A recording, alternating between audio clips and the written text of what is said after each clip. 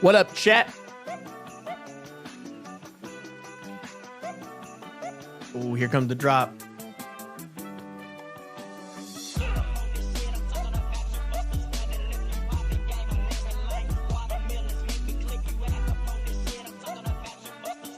How we living, y'all? What up, what up, what up, what up, what up? Good to have you guys.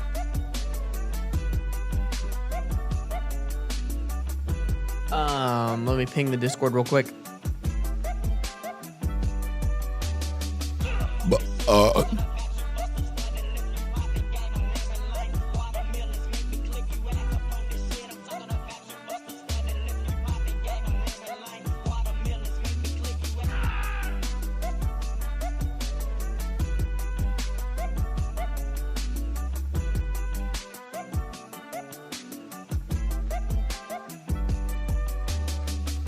Boom!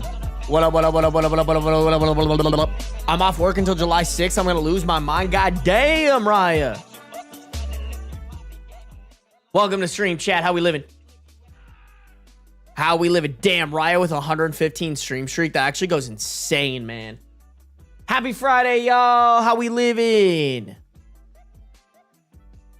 Got lots of people in here. Sarby's here to rescue me from boring work days. I got you. Don't you worry. Who's the first one in here, bro? Let's say hi to some people, huh? Let's say hi to some people. Strangers online. Thank you for being the first chatter on the YouTube. Loafcat. Thank you for being the first chatter on the Twitch. Welcome, welcome, welcome. Zephyr, welcome. Althea, welcome. Firecats, welcome. Carol, good to see ya. Bloody Rose Fox, what up? Psycho Duck, hello. Hippie Mom, good to see ya. Ivan, what up? Professor Cloudy, good to see you again. Nostalgic Ice T, what up? Steph, what up? Nightshade, hello. Salty Salmon, hello. Flatmate Ghost, good morning to you too. Resilient Sage, what up? Is Beans happy to see you? Yes, he is. He is actually on top of his cat tower right now. You guys will be able to see him here in a second. Theo, welcome. Maleficent Rose, welcome. Anna, welcome. Raya, welcome. Bouncy Ball, welcome. Jaden, welcome. King Wibbler, welcome. Kitten Jalen, welcome. Rebecca, good to see ya. Tumbleweed, welcome to the stream. Raya, good to see you. I said hi to you already, but good to see you again. Hollow Demon, what up? Sammy, what up? Listen, man, I don't appreciate you insinuating that I hate Beans for missing the stream. Listen, all I'm saying is that's the only reason you would miss stream, right? Is if you hate my baby boy. Hi, Sammy, good to see ya. Oh, shit. Carol, welcome. Cross, welcome. Freya, welcome. You're just a lost boy. What up? Chanchito, welcome. Claire, welcome. Cupcake Cutie, welcome. Sam Darks, welcome. Chip and Dip, hello to you too. Rex, welcome. Llama Love, good to see ya.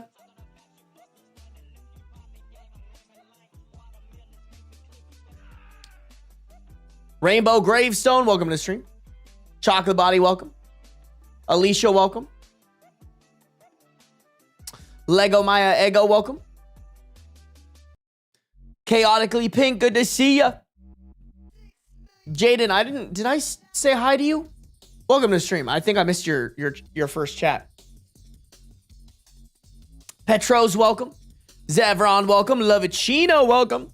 Miz, always good to see ya. Perryite, welcome. Cat, good to see ya. Wormbug, what up? Rachel, welcome to the stream. All right, we are back. We are so back. Mobile cannot handle Twitch right now, but I wanted to say hi. No worries, Rainbow Gravestone. Thanks for coming through.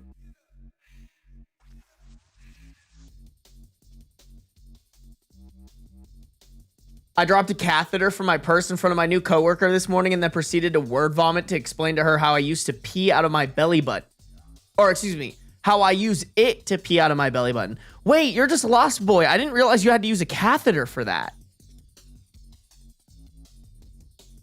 That's so interesting.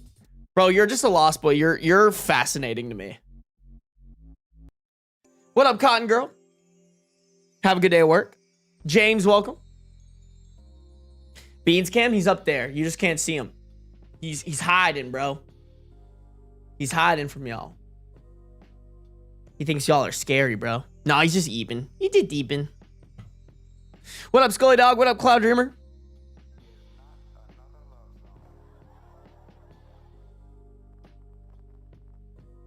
Soap is in ad jail and all is right in the world, chat. As long as Soap is in ad jail, the world is healing. What can I say? Oh my God, bro. Holy shit. Oh my God, Jaden. Hold on. Wait. Hold on. Real quick. Druid's Familiar, thank you for subscribing with Prime 2 days ago. I appreciate ya. Subscribed off the stream. Welcome to the sub gang. Lou Music, thank you for resubscribing for 6 months in tier 1. God damn. Been subscribed for 5 months. I've been working so many damn hours that I keep missing stream. Currently at work, but it's slow, so I can listen today. Hey, no worries, Lou Music. Listen, you can always watch the VODs if you miss the lives. But good to have you. Thank you for the gift, the resubscribe for 6 months at tier 1. Jaden, thank you for 5 gifted subs. Wait, let me see if I can find the people to call them out. Smoky Vixen, Petros, Finding Sarah, Dodgy Cucumber, and Nikita. Y'all better be saying thank you to Jaden. Jaden, thank you for the 5 gifted. I appreciate it. Elisa, thank you for resubscribing with Prime. Y'all are goated. Thank you guys. Make sure to check for your Prime subs. All right. If you don't use it, then Daddy Bezos just gets to pocket the extra profit, bro. No, wait, Jaden, did you give Soap a gifted sub? No!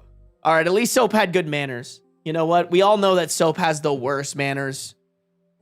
But slowly but surely, this chat will change Soap into an upstanding human being instead of the terrorists that they are, you know? You know what I'm saying? Jaden, thank you for the gifted sub to Chocolate Body and to Soap. I appreciate you. Thank you guys for supporting. Oh, look at those good manners from Vixen. Look at that, chat. Everybody following Vixen's footsteps. All right? Good manners and good manners only, bro. God damn, Loaf Cat. Oh my God, you guys are so generous today. Loaf Cat with the 10 gifted memberships. Chat, I cannot look at who got the 10 gifted memberships the same way that I can do it on Twitch. But if you guys got a gifted membership or a gifted sub from anybody in this stream, specifically Jaden or Kat, y'all better be saying thank you. All right, chat? Good manners and good manners only here. Nothing less will be accepted. Hey, Chrono, welcome to the stream. Glad you could catch it. I say Osopa bin Lather. I fuck with it. I fuck with it. Who's my twin? It's on YouTube, Loaf Cat. It's OG Cat 62. We got hella cats. Oh, and Jaden's girlfriend's name is Cat, bro. So many cats. And then we got beans in the tree, man.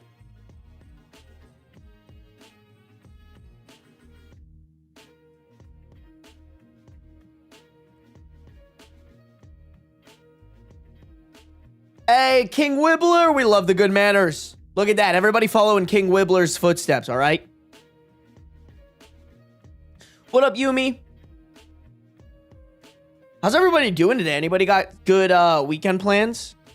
I honestly, I probably won't do too much with it, but I'm going to Evo tonight. I got my management is like owned by Evo. So they got me into like kind of like a mixer, like drinks and open bar with like, you know, the people that are coming for the event. Like a lot of people that honestly, I don't know if it's going to be super important for me to meet them, but it's like a lot of like game devs and stuff. But I'm going to go to a mixer and then I'm going to watch Ludwig versus Tyler 1. They're going to be playing on the main stage. So I made a Ren Fair shirt. Hell yeah. I'm moving next week. Goddamn, good luck with the move.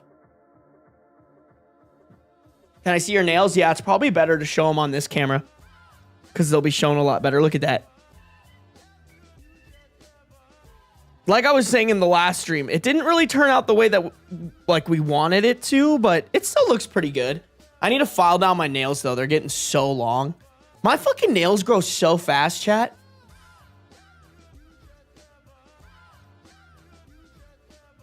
The water park nearby has an adults only night that's BYOB and it will be in a lazy river with I will be in a lazy river with a cold beer. That sounds so fun, bro.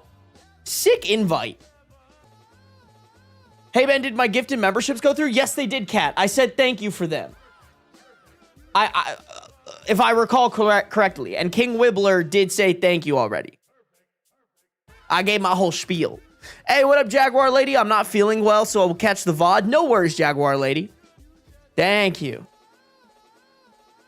We got hit by 2 earthquakes here. I hope you're okay, Magic. Are you in Venezuela? Dude, that shit was scary, man. I've been seeing posts about that. What up, Asian Fury?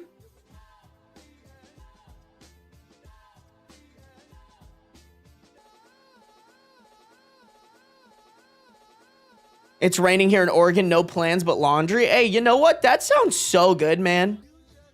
I've been kind of running around all week. I'm down for like a chill week, you know? Oh, might go to Minneapolis Pride with some friends, but we'll see. Bro, Minneapolis Pride, nothing beats it. It's so good. You should definitely go, man. I was going to ask how was paddleboarding. It was good. It was good. We saw a lot of nature, a lot of wildlife.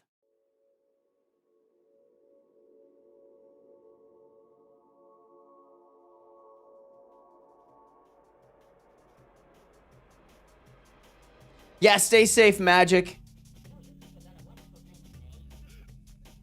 I hope the stream can help me lock in and calm down. Hey, we got you. Don't you worry. Don't you worry, baby. What up, Josie? What up, Canteen? What up, Cherry Fizz? What up, Jester?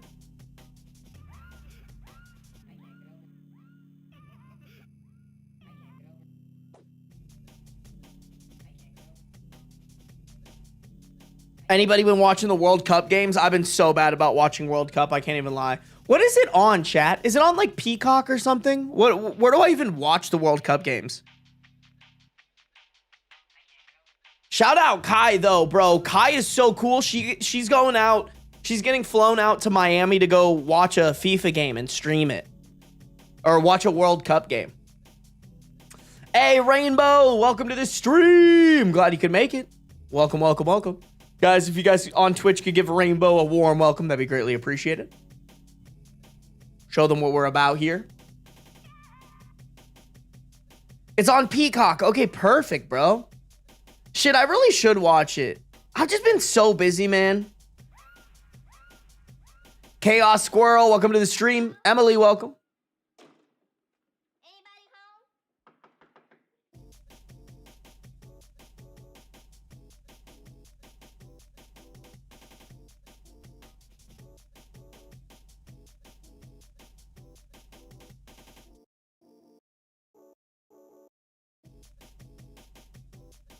I'm gonna scour thrift stores for cool looking curtains, sheets, etc. to make random Ren Fair shit. Oh my god, that sounds fun, man. I went to a bar in KC to watch one of the games a couple weeks ago. Dude, we flew out of Boston, and Boston, like, we stopped at a place in the airport to just grab a drink while we waited for our flight, and they were like, oh, like, we're out of a ton of beers. Oh? Oh no, Beans is coughing. Or he's about to hack up a hairball. You okay, buddy? You okay?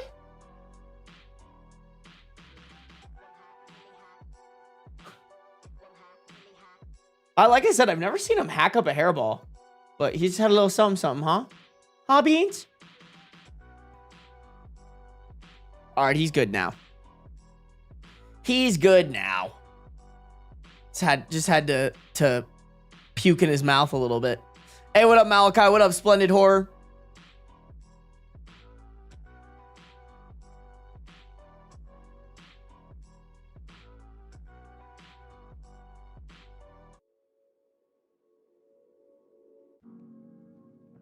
Where is it? There we go. What up, Vanilla? Good to see y'all in here. YouTube, if you guys could like up the stream, that'd be greatly appreciated. We got 50 people watching and 12 likes. Just say you guys hate me, bro. Just say you hate me. Stop feeding that boy bones. I don't feed him bones. He doesn't. I tried making him chicken one time. He would not touch it. I've tried chicken, egg yolk, tuna. He used to actually eat tuna But now he doesn't eat it at all.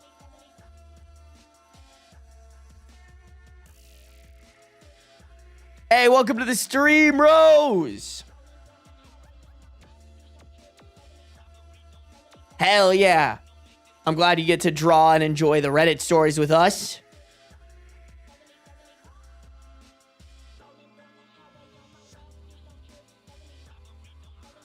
I can't because I already liked. Everybody should be like you, Miz. Strangers online just, I hate you.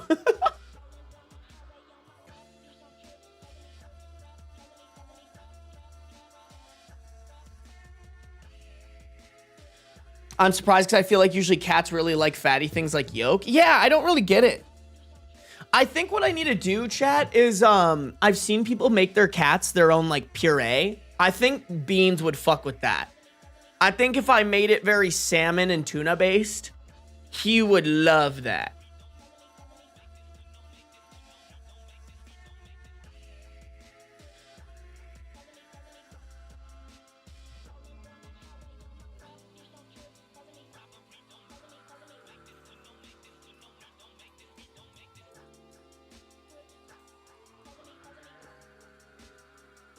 Ooh, I've never tried turkey, cat. Maybe I could try turkey with Beans.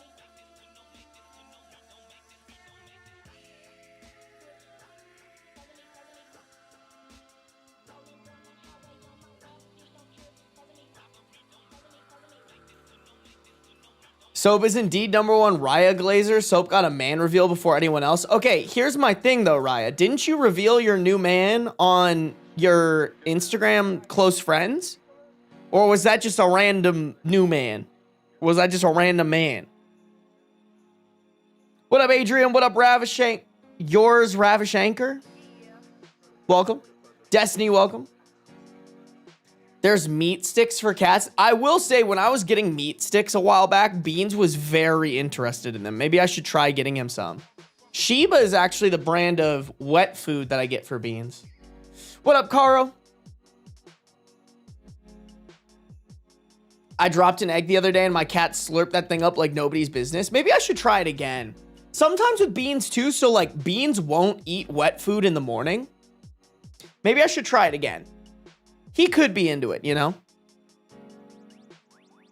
When my coworker watched my cat, she tried to give him all sorts of human food, but he wouldn't eat any of it. Meanwhile, my roommate's cat will eat most things she gives her. Yeah. The only thing, like, obviously I don't give it to him, but like whenever I drink it, I just have to be very careful. The only thing Beans will like try to get into is if I drink wine, he'll try to drink it. He'll try to like lick the rim of the wine glass that I'm drinking from. That's like the only thing I've ever consistently seen him go for. Other than that, he like does not fuck with my food. What up, Maya?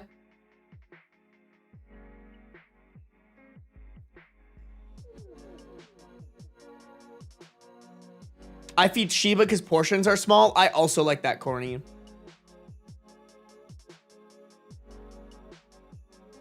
He's a personal trainer and super cool, and he thinks you're hilarious. I may be able to convince him to play Fortnite with us. Yeah, grilling my mod's new boyfriend live while playing Fortnite.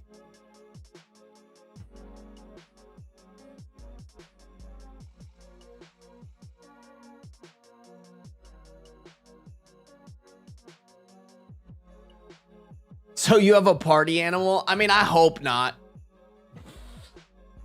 I don't know. It's like the only thing, even as like a young cat, like that was the only thing he ever was interested in. Because I went through a phase where I would drink like bottles of Pinot, and if I like wasn't watching it close enough, he'd start licking the rim of the glass. What up, Miss Jules?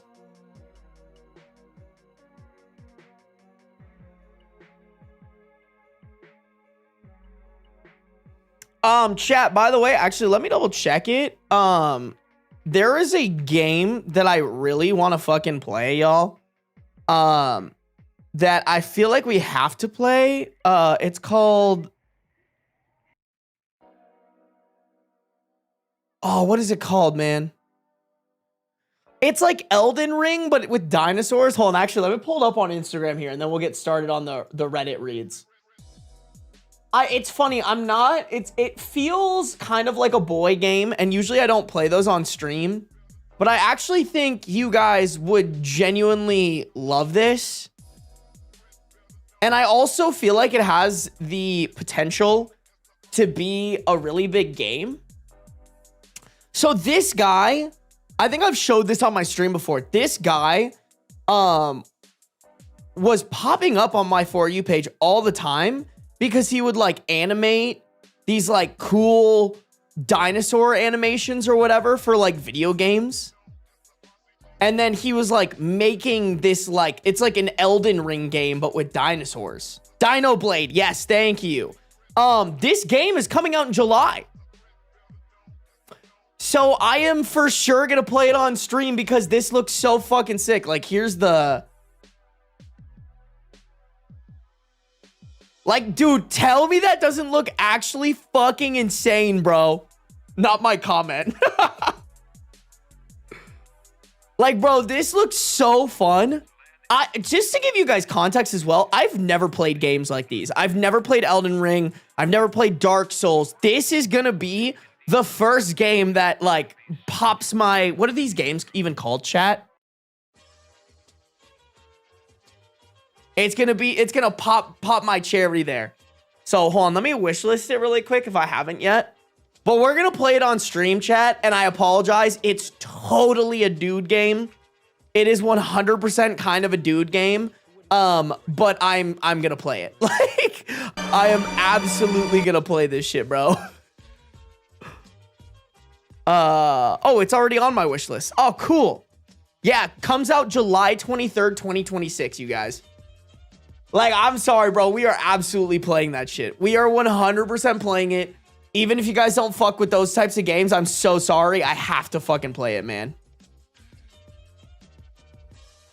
You're right. This does seem like a boy game, but dinosaurs are cool as fuck. That's how I feel too, bro. Combat RPGs, is that what it's called?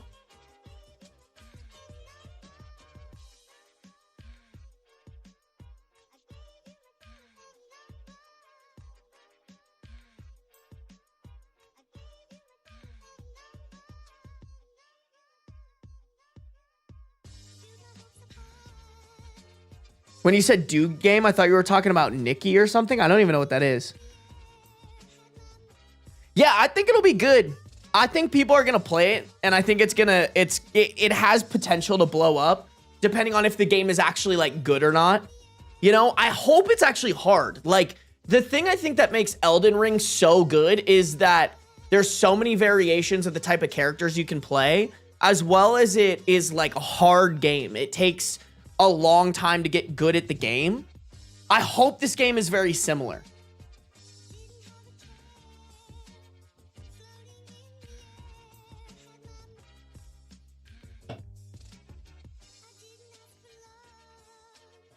Oh, Nikki is anime boobs everywhere. I wouldn't know.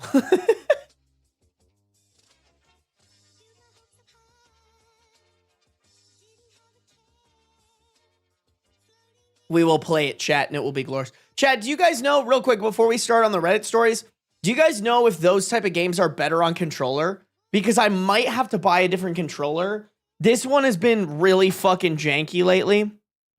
But that's because this is a Xbox 360 controller from like 2014. This thing's probably like 12 years old. I don't know if I've ever even shown you guys this. It has paddles on the back because this is a scuff. They used to be super popular back in the day.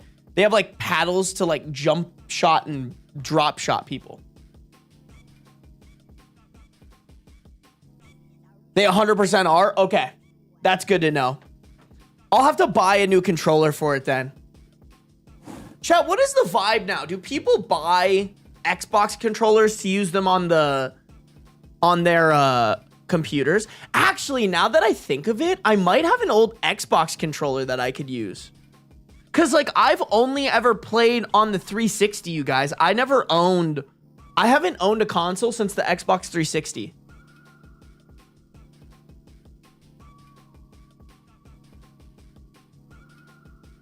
I just plug in my PS5 controller.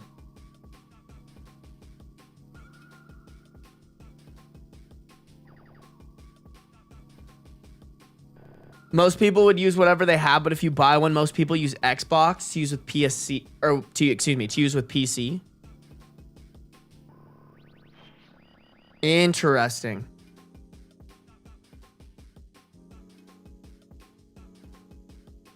It's just hella annoying if you're trying to use headphones with a PS5 controller. Oh, yeah. Does it mess it up?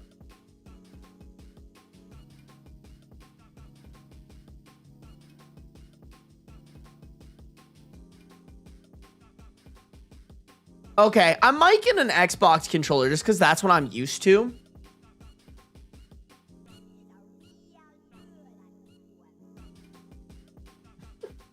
I have an alarm on my phone that goes off at 12:15 every day. I need to turn it off. I keep telling myself, I'm like, I'm going to turn it off. I'm going to turn it off. And then I don't turn it off. Compatibility is easier with Xbox. Oh, because it's Microsoft. Ah, and I'm on a Windows PC. Okay, that makes sense. Got it. Okay, I'll get an Xbox controller then. Fuck it, chat. You've convinced me. I guess I'll go out of my way. Okay.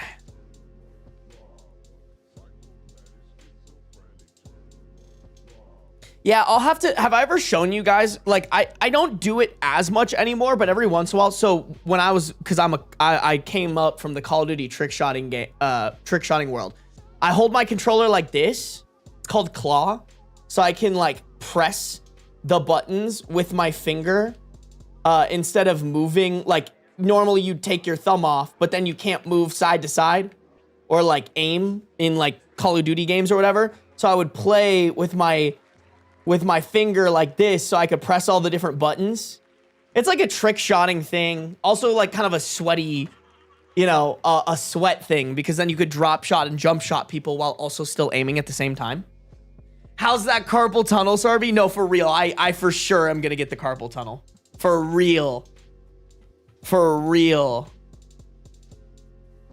Sarby just inadvertently reminded me to take my birth control. I got you, Scully Dog. Anytime.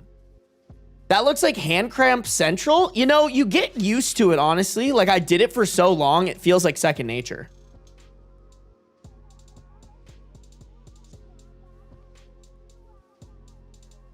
Funny, chat. Funny, y'all. Alrighty, you guys, let's do the thing, shall we? We got plenty of stories to read. I have like 13 Am I the A-holes that I would love to read with y'all. And I think I'm just going to keep adding to it low key. Honestly, the Am I the A-hole videos have been doing really, really well. So kind of just want to lean into it a little bit. Lean into it a little bit. All right, chat. Oh, thank you. Don't forget to stop for your editors. You're my goat. I do appreciate that, Savannah. Ba-ba-da-bum. 2914. Thank you for reminding me, Savannah. I appreciate it. Alrighty, chat. Yeah, I got hella Am I the A-holes. I kind of just want to like cook through these, bro. I just want to cook through as many of them as possible today. I got to end stream at like 2, so you guys get like 2 hours of this probably. 2 hours of good stories for y'all, okay, chat? All right. All right. Alrighty, chat. Here we go. If you guys are on the YouTube, make sure to like up the stream. We got 57 people watching, 35 likes. I know we could get that shit up to 40. Easy peasy lemon squeezy.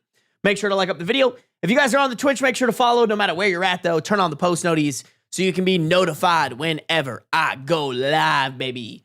All right, here we go. Interesting one from 2 days ago.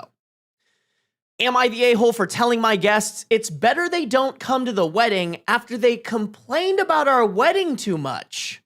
We are getting married in less than 2 months. Our RSVP deadline was a month ago, and everyone responded to our RSVP but one couple. We really had to hound them to get any kind of answer from them. Yesterday, they sent us a message telling us they are free to come, but alongside the reply, they sent us a long message. How cumbersome and expensive it is to attend our wedding and how tiring the weekend for them will be and how they probably retreat and how they will probably retreat to their hotel room for most of the day and stay for the ceremony and part of the dinner, but retreat to their room for the rest of festivities.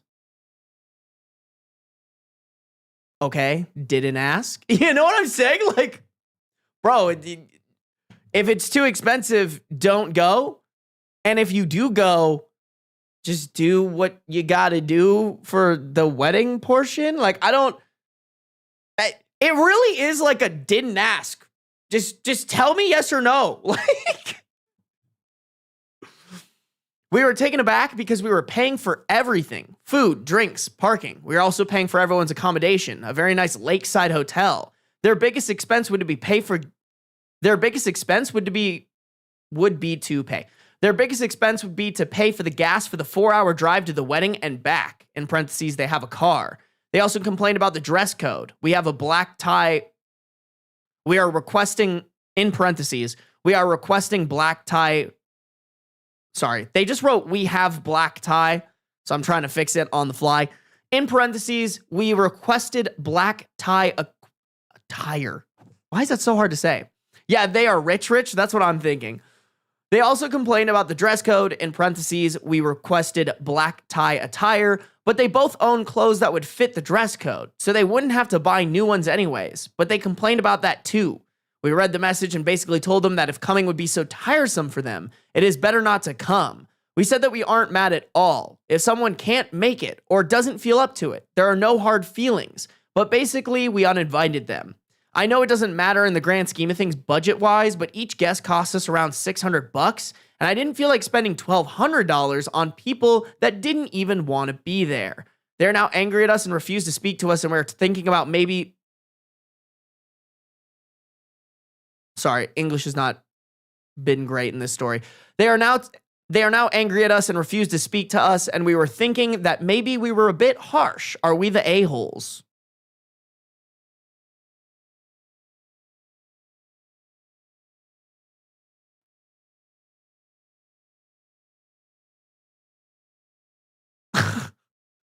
I mean,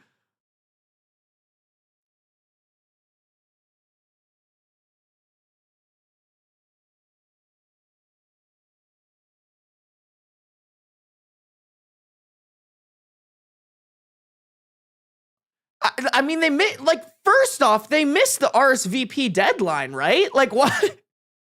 I think that's good enough, is if you just go, hey, man, you kind of already missed it by a month. Go fuck yourself. Like, you can't be like, oh my God, okay, we're gonna come to your wedding, but let me write out a long list of shit that I have a problem with your wedding that also kind of doesn't make any sense, because this sounds like the cheapest possible wedding you could probably ever go to. Like, at that point, I'm gonna be like, all right, so you're not going. I don't want you here. If it's that stressful for you, why would you even want to fucking go? Also, this is a bad friend thing for you to do. I guess OP never got into the relationship that her and their partner, or I guess we don't even know if OP's a her. OP never got into the relationship that them and their partner have with this couple, but they don't sound like people you want to keep around. Like, are these your best friends? Are they just kind of acquaintances? Are they family members? I don't know.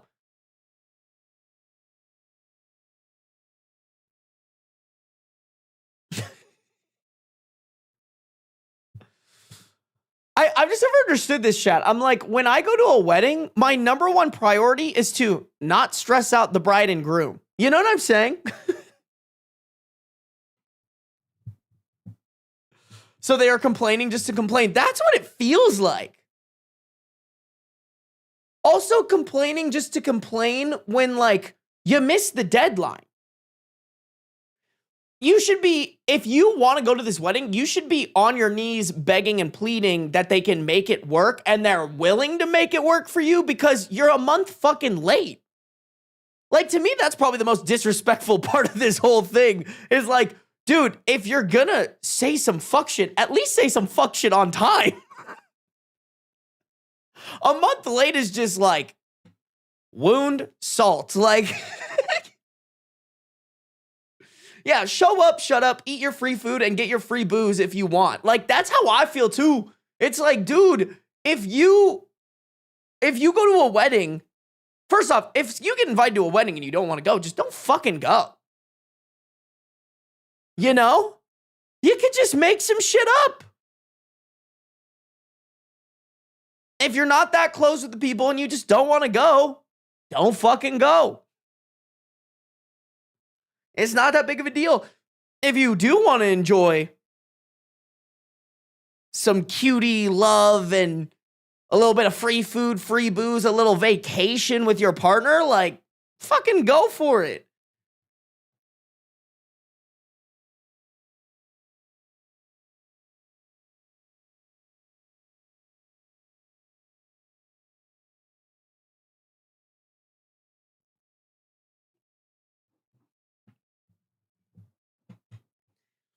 Yeah, man. I'm like, I have to say, I think if you have friends that you have to hound to get an answer about if they're gonna come to the most important day of your life, you should probably just drop those friends. You know? Like, that's just a very disrespectful thing to do.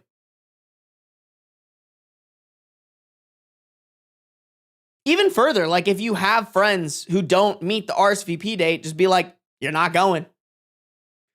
Sorry, bro. Have you seen how expensive this shit is? I'm guessing late minute ads for catering, for seating at a venue, for fucking napkins and chairs at a wedding, bro. Like, absolutely not. That is not the thing that you try to fuck around with last minute, because I'm sure the upcharge on that is crazy.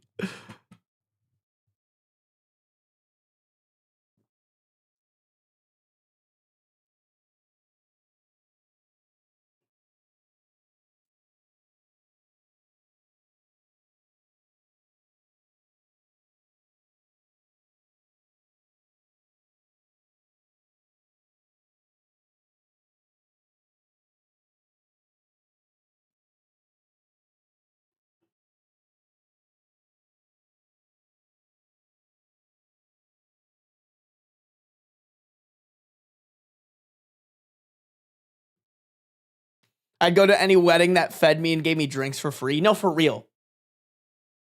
Or two, like I understand the travel aspect of it being really stressful, but it's like, if you have time for it and it's a 4-hour car, like if it's a 4-hour car ride, like, yeah, I think you should expect to go.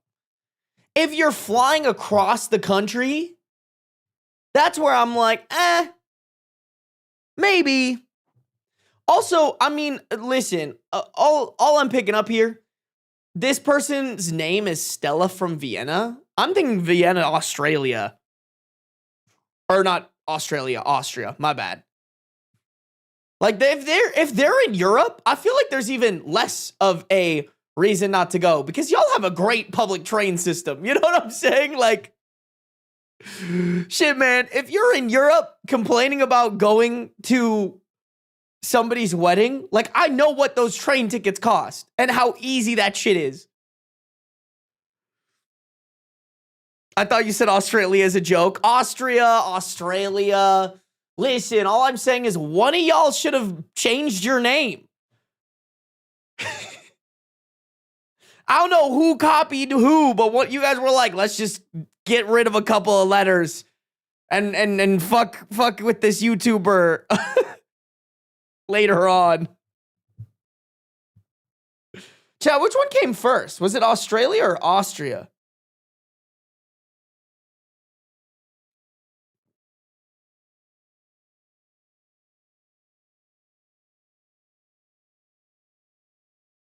Australia was a prison colony. Oh, really?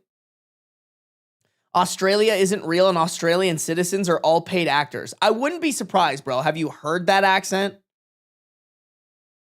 Bro, obviously Austria. How the fuck would I know?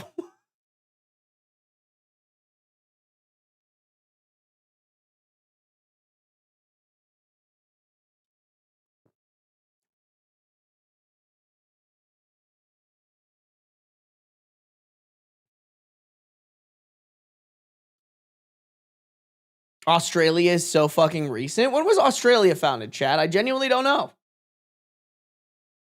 Australia was made up of the UK's criminals because their jails got overpopulated.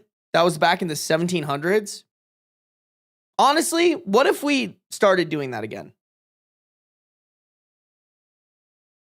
What if we just sent all the criminals to Australia and let them deal with it? Thoughts?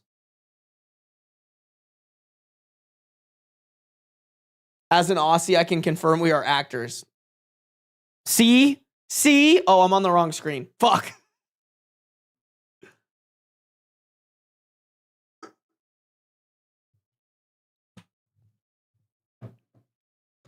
Australia is the Texas of Britain. I don't think you're not lying, so I do think you're cooking on that.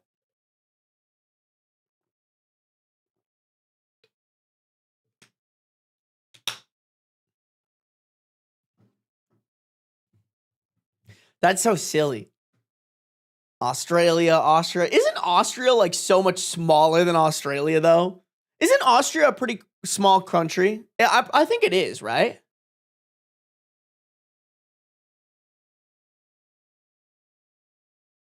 Yeah, way small.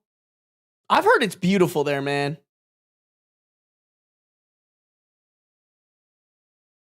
The criminals would be eaten by spiders and beaten by kangaroos within weeks there. I mean, I guess it depends on what type of criminals, bro. Sounds like a good treatment for pedophiles. Chat, we might have come up with something. Sick all of Australia's kangaroos and spiders on pedophiles. Thoughts? Oh, I didn't realize Mozart was from Austria. That's pretty cool. Hey, Kiki's from Austria. We love it. Spiders ain't shit in Australia. It's the vicious ass birds you got to worry about. God damn.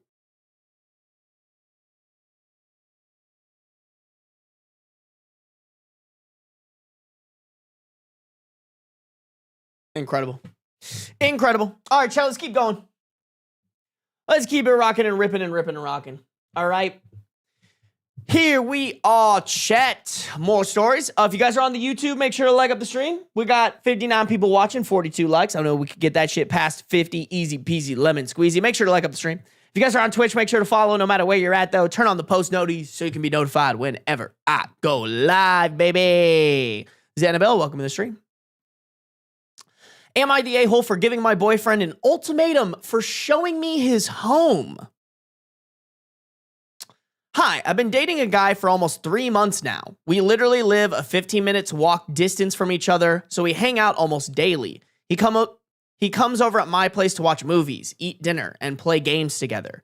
But he refuses to invite me over to his place. Every time I ask him to hang out at his place, he tells me it's too messy and he doesn't want me to see it. He lives in a small apartment and has loads of free time to clean. I also offered to help him clean his home several times, but he refuses. He rejected the idea of hiring a professional cleaner, too. I don't want us to only hang out at my home every time, and I've asked him to clean his home so many times now. I even said I don't care about it being a mess. I just want my boyfriend to invite me over. He claims he is cleaning bit by bit, but that's what he's been saying for like 3 months now. Last week, I was fed up with it and told him I'm giving him an ultimatum of 2 weeks to show me his home or we're done. He asked me for a month. Eventually, we settled on 3 weeks, but he...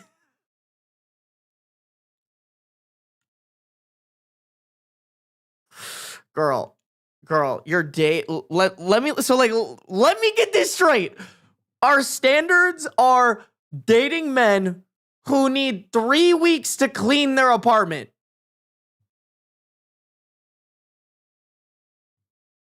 Why? Just why? The dick can't be that good. It can't. It can't, bro. It just can't. Oh my God. Eventually I needed to keep reading because it says, eventually we settled on 3 weeks, but he said he probably won't make it. We settled on 3 weeks, but even that isn't enough time for this man to figure it the fuck out. Keep in mind, this is a single person apartment, so real small, and he has all the time in the world, but it's bugging me. Am I the a-hole for demanding to see his place? Okay, so here's my thought. Number one, you're dating the most incompetent man in the world. Why the fuck would you date him? Number two, there's another reason why you can't go to his apartment. Some thoughts off the top of my head. He has another girlfriend. That could be a possibility. The other one that I think is probably a little bit more realistic, he probably doesn't have an apartment. You might be dating a homeless guy, or maybe a dude who lives with his mom and just couldn't tell you that he lives with his mom. And you got, what is it called, chat? When you got like a homeless person, like a guy lying to you about being homeless and he's living with you. What is it called again? Someone in chat might have, hobosexual. Thank you. Yeah, you got a hobosexual with you, girl. For sure. Ain't no way.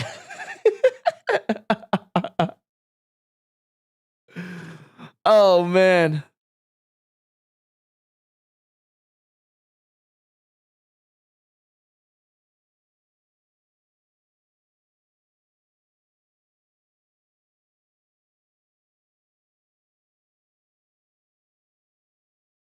Yeah, that's crazy. Like, I'm just of the firm belief that if you're dating somebody and this early on, they're doing something super abnormal, that is just like, whoa, dude, like, what are we doing here? I think it's just better to get out, you know?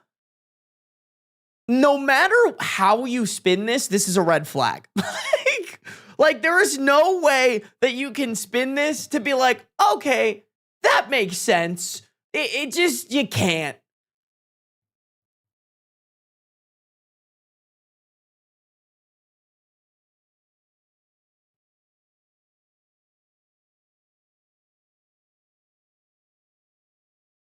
I misheard that as homosexual. I mean, maybe that too, bro.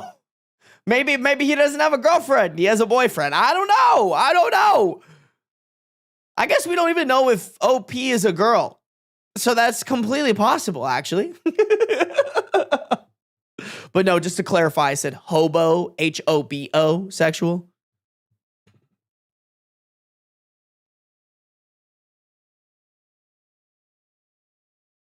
Yeah. I don't know. If you're 3 weeks to clean your 1-bedroom apartment, either that thing is disgusting or there's some hanky-panky happening. What up, Shawarma? Welcome to the stream. We already got started on some of the stories.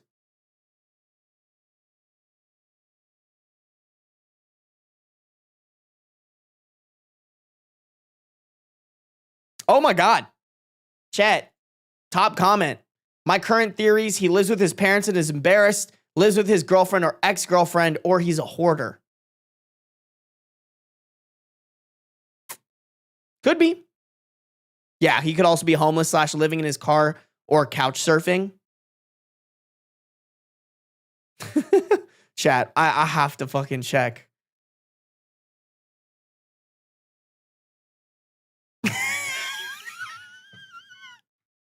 I'm so sorry. I'm so sorry, chat. OP has that post and then changing language on Neopets. I'm so sorry. The duality of Reddit goes so hard.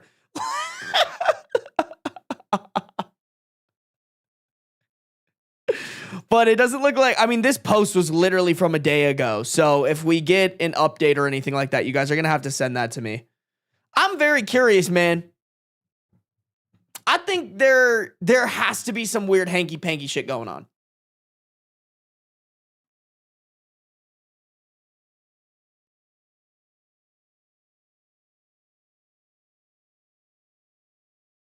Another theory could be struggling with mental health and actually has a really messy place he hasn't been able to tackle yet.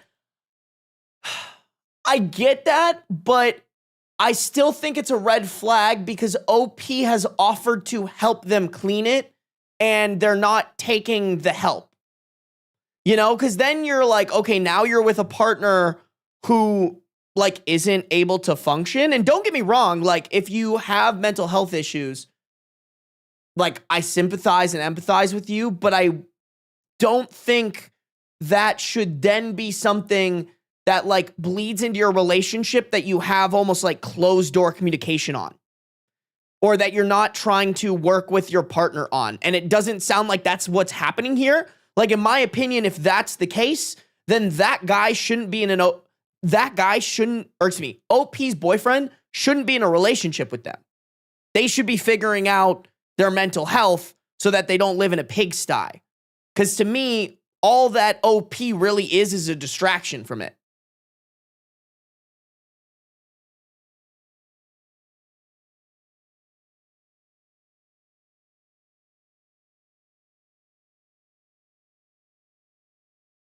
Maybe he's a murderer, chat.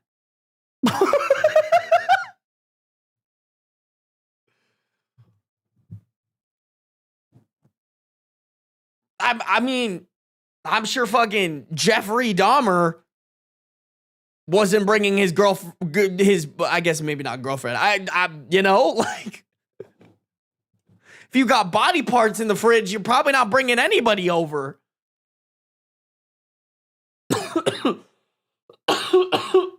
That would actually be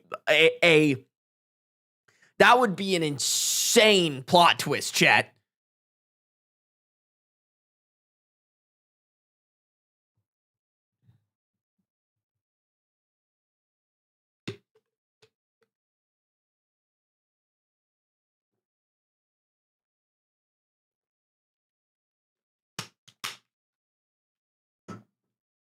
Ooh, you guys are asking good questions about his personal hygiene. That's a good point too. Like if his personal hygiene is really good, but he's not able to keep his place clean, I actually think that could be a huge red flag, bro. That he's like lying of some sort. Interesting. Jeffrey Dahmer lived at Iowa State for a few years? You're lying. No, he didn't. No, he didn't.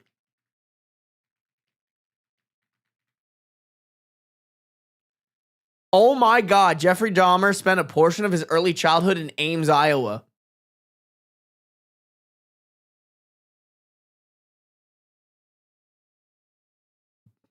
Oh my God.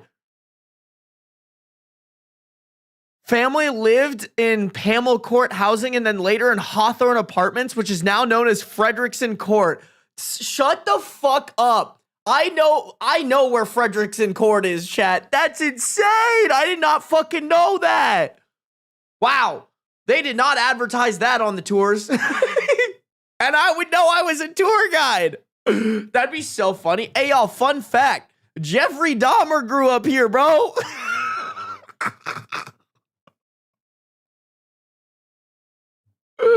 Yeah, I'm sure Iowa State is not proud of that. Don't get me wrong, bro. That is crazy, though. That is crazy, chat. Y'all taught me something new today. Really did. You walked the paths of a serial killer. I mean, I wasn't over at Frederickson Court a lot. I gave a couple of tours there. And I think I went to like one party over there once. I think that's it. It was kind of like out of the way. To be honest, now, Freddy Court, we called it Freddy Court. Freddy Court is mainly,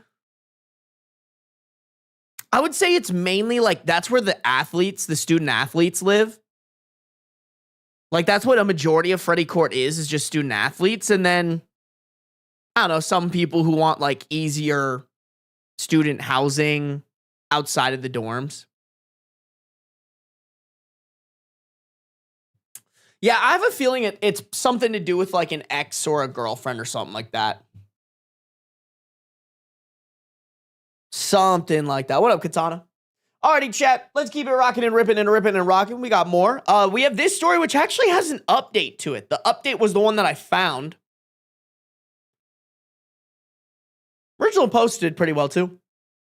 22 days, 19 days, so about 3 days apart for this update. If you guys are on the YouTube, make sure to like up this stream. We got 42 people watching, 43 likes. That's actually pretty good. Thank you guys. If you guys are on the Twitch, make sure to follow no matter where you're at. Turn on those post noties, baby, so you can be notified whenever I go live. Here we go. Am I the a-hole for not wanting to go to an amusement park with my friend because she is plus-sized? Hi, I am probably going to get hate based on the title alone, but read the whole post, please. I'm 21 female and have a childhood friend 22 female. We live near a big amusement park in our state, and every summer since we were kids, we've gone to it together pretty often. Ever since we were teens, she's been curvy/plus size, and that's fine by me. But recently, she's put on a lot more weight. Again, I don't care about this at all, means nothing to me. However, it's created an issue with going on rides and attractions at the amusement park. We haven't been to the park in around a year. Our first time back was last week. When we were there, I discovered that most of the rides we used to love going on, she can no longer fit on them. Others she can technically fit, but doesn't want to ride them because the seatbelts feel too uncomfortable. There are very few rides left that she can go on without an issue. Also, we went on a ride recently where two people share a bench type of seat. It was extremely uncomfortable because there wasn't much room for me, and it felt like I was being crushed most of the ride, and it felt unsafe. There's also been an issue with her eating my food while we are there. Like, for example, I will buy some popcorn or something at the amusement park. She will buy her own stuff, and then she asks to try mine. Usually she will eat it all if I don't stop her. I may get hate for this, but she sometimes gets dirty looks or pointed at when we are there together because people are judgmental. This makes me sad for her and just uncomfortable overall. She's been asking if I want to go to the amusement park this weekend, and I really don't see the point because we won't be able to go on most of the rides. I feel terrible, though, and don't know how to say I don't want to go. Should I suggest some other activity? I feel like she will get suspicious because I love amusement parks and usually always wanted to go during the past summers. I'm not entirely sure why she wants to go there so badly if most of the attractions do not work for her anymore. Am I the a-hole? Interesting.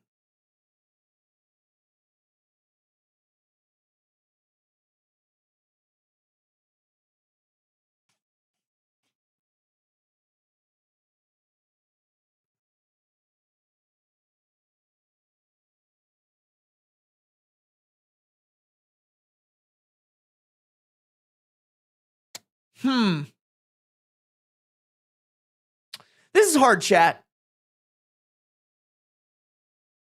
Very much, okay, the only thing I'm really confident about is I feel like this is a no a-holes here. Like, I don't think OP's the a-hole or this woman is the a-hole, you know?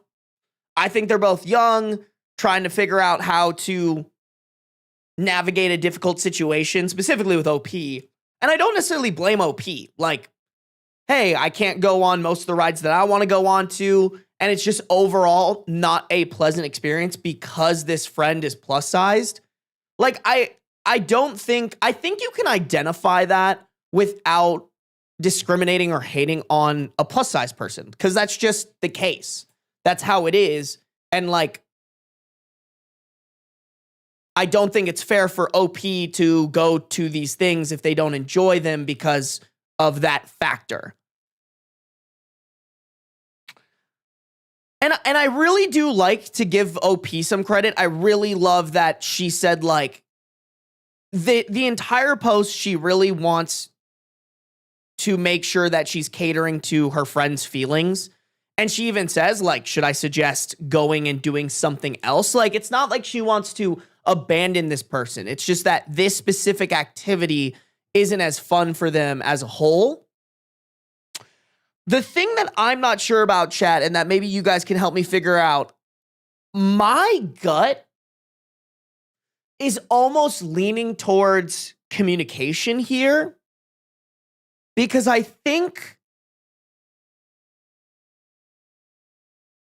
if she just tries to, like, not address it and dodge whenever this girl wants to go to the amusement parks, it's going to create tension in their friendship that I think would be at least a little bit more avoidable if you approach them and you go like, hey, there's no hard feelings here. I just want to communicate why going to the amusement park isn't as fun for me. Is there something that we can do as friends to like work on this together? And I know that's a hard conversation, but that is, I think, how a friendship works. Is like if something's not working in the friendship, you should talk about it. Now, the problem is that they're both young and weight is obviously a very sensitive subject. So I just don't really know. I think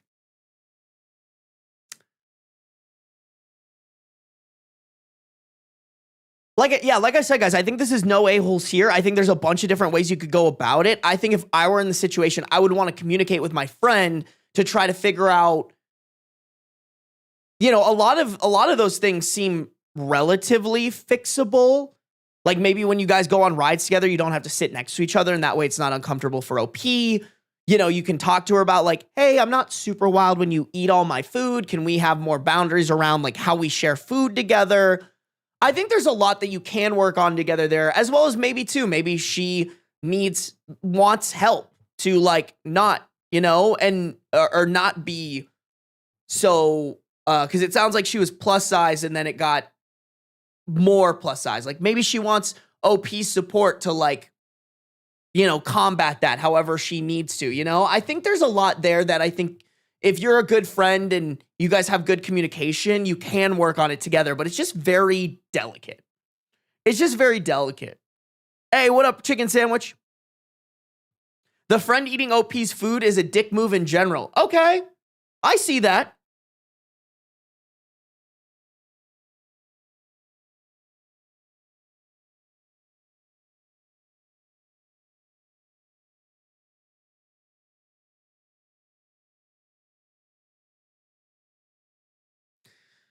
If this is a childhood, lifelong friend, why haven't you already voiced these concerns? As someone who is a bit bigger, but been bigger, where rides could be difficult, like I know what it is for me, I'd rather you just be forward about what you want to do instead of pussyfooting around it. Okay, Kitten and Posey, like I understand what you're saying, but you have to keep in mind, this has only become an issue as of this year. They haven't been going to the amusement parks together as often, and back in the day, she wasn't as plus size as she is now. So like, I understand what you're saying, and I agree with you. Like, that's how I feel too. I feel like if I were in either of their shoes, I'd either want to start the conversation or have the person start the conversation with me.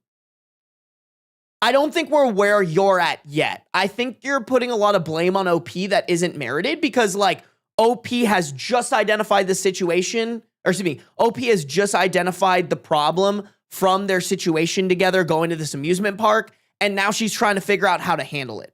And also, she's 21, bro. Like, OP is a 21 female. The other girl's a 22 female. Like, I'm not gonna lie to you guys. When I was 21, I did not have the capacity to know how to have these conversations with people because you're borderline still kind of a child. You're a child still becoming an adult. Like, there were probably plenty of conversations that I should have had when I was 21 with my friends that I didn't have because I wasn't mature enough.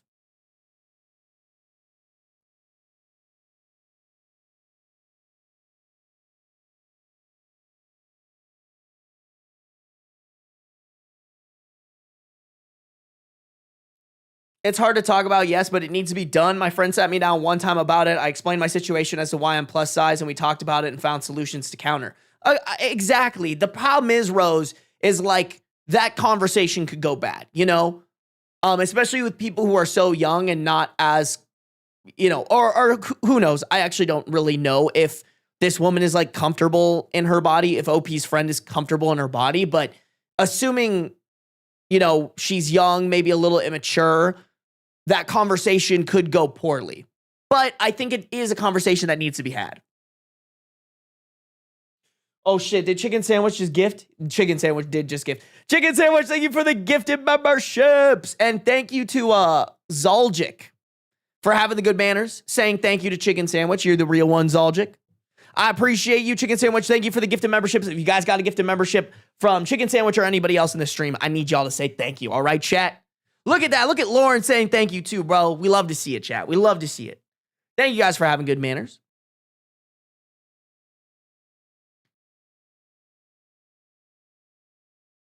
Being afraid the conversation going poor, excuse me, being afraid of the conversation going poorly is just avoiding it. I agree too, Bouncy Ball. I agree for sure.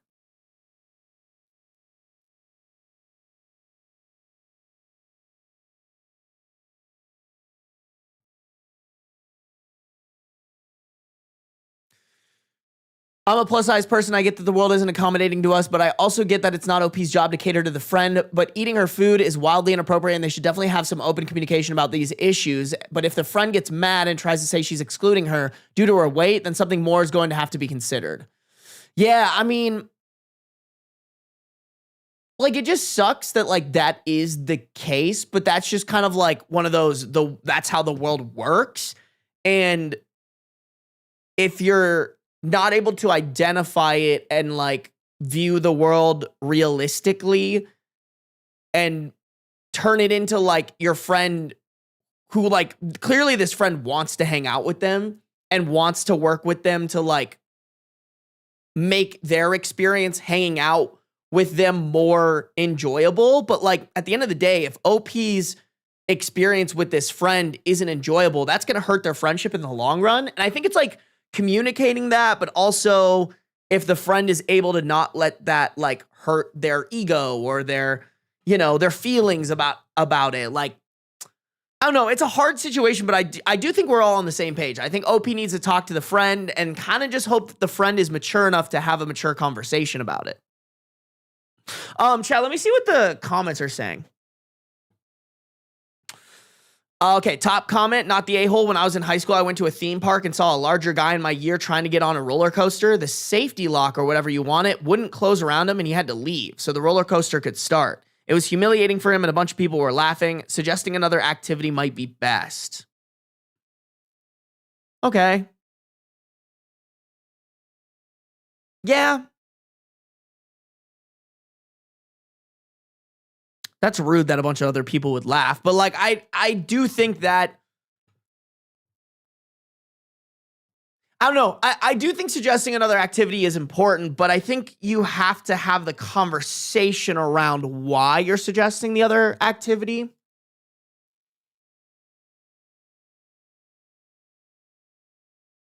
Not the a-hole, but handle it delicately. Suggest the other activity. I was kind of, in quotes, I was kind of hoping to do something chill, like go to the beach. I'm not really up for long lines this weekend.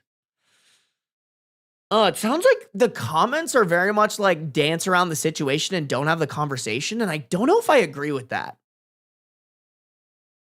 I think that just is a temporary fix to a long-term problem that you might run into in the future.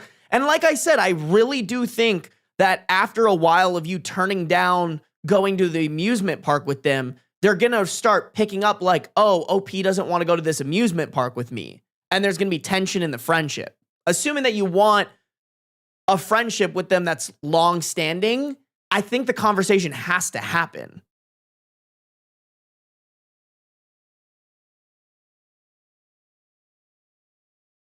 This one said, why not go with a group so she can enjoy the parts of the park that she likes and there are other people to ride with? I guess that's an option. But like I said, I think it's just a temporary Band-Aid. Crazy. I mean, just a lot of people recommending like deflecting it. I don't know, man.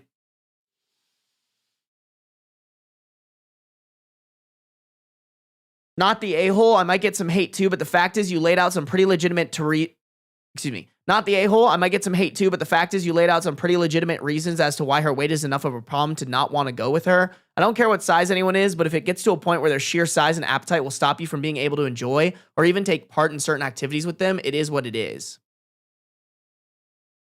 I kind of have to agree with that. Like, it's not like the most PC thing to say, and I'm with them. Like, I don't care what size anybody is, but like, there are certain activities that if like you're, you know, overweight or obese, it can make those activities either completely not able to be enjoyed or unenjoyable for another person. I think that's where you have to like, at the end of the day, like you aren't required to put up with that unenjoyment, you know? Like, that's not fair to you that you have to put up with it because of that, you know? Yeah, I prefer someone to be straight with me rather than dance around my feelings. That's how I feel too. Like a lot of these comments, Death Pants said that, by the way. Like that's how I feel like these comments are, most of them are treating it. And this comment that we just read is the first one that is kind of like, hey, it is what it is. I guess they didn't say like you have to address it, but I think that's what we're adding on here is like dancing around it doesn't, in my opinion, help the person or OP. You know? And if you truly want to be friends with them, you should be able to have hard conversations around it, you know?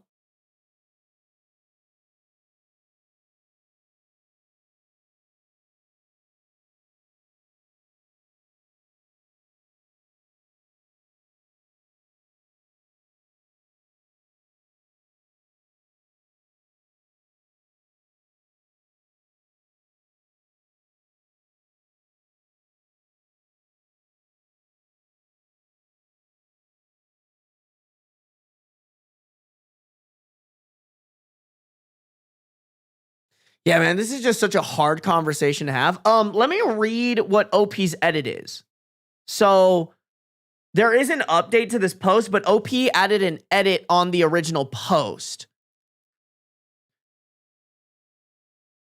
I've been asked a few questions repeatedly, so I want to clarify. I was asked if she can wait for me until I ride certain rides. I brought this up once and she said she doesn't really want to because that would be boring for her since the lines are so long. And I totally understand where she's coming from.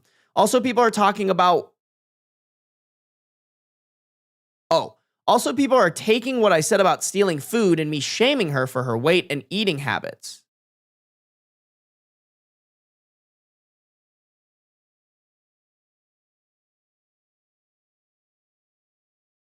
Sorry, that sentence doesn't make sense. I'm trying to figure out how to make it make sense.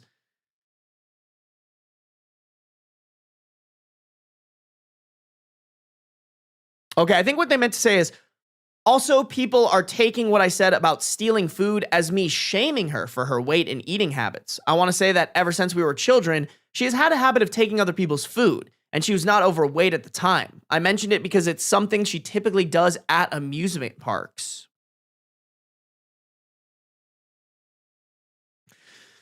I've been told that it's not fair to say I'm uncomfortable when people stare at her or say mean things. In parentheses, this has happened a couple times, mostly by groups of kids/teens. Do people want me to be happy when my friend is getting this treatment? Yes, it's more important how she feels, not me, but I'm not her and I can't speak for her.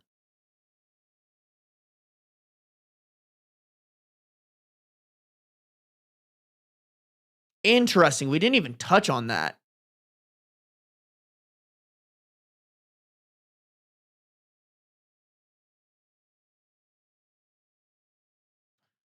It seemed to bother her too, though, and once I yelled at one of the people who made comments to her, and she said she appreciated that as much as... And she said she appreciated... And she said she appreciated that as she's much more reserved than I am, so may not have been comfortable telling them off herself. For those asking why she still wants to go to this park, there's 2 to 3 rides she still goes on without much issue. She usually wants to just repeat those ones when we go. I would be okay to do this sometime since I like those rides, but if we go every week, in parentheses, which is normal for us in past summers, this begins to feel like a waste of money and no longer as fun.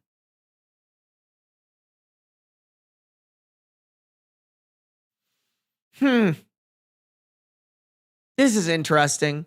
I don't know. I didn't really get a vibe that OP was like, this makes me uncomfortable and I'm making this thing about me. I got it more as like, I would prefer if people didn't make fun of my friend openly the way that they do. Because, yeah, I understand people like, okay, don't make it all about yourself. But I don't think that's what OP was saying. She was just like, I feel bad for my friend, you know?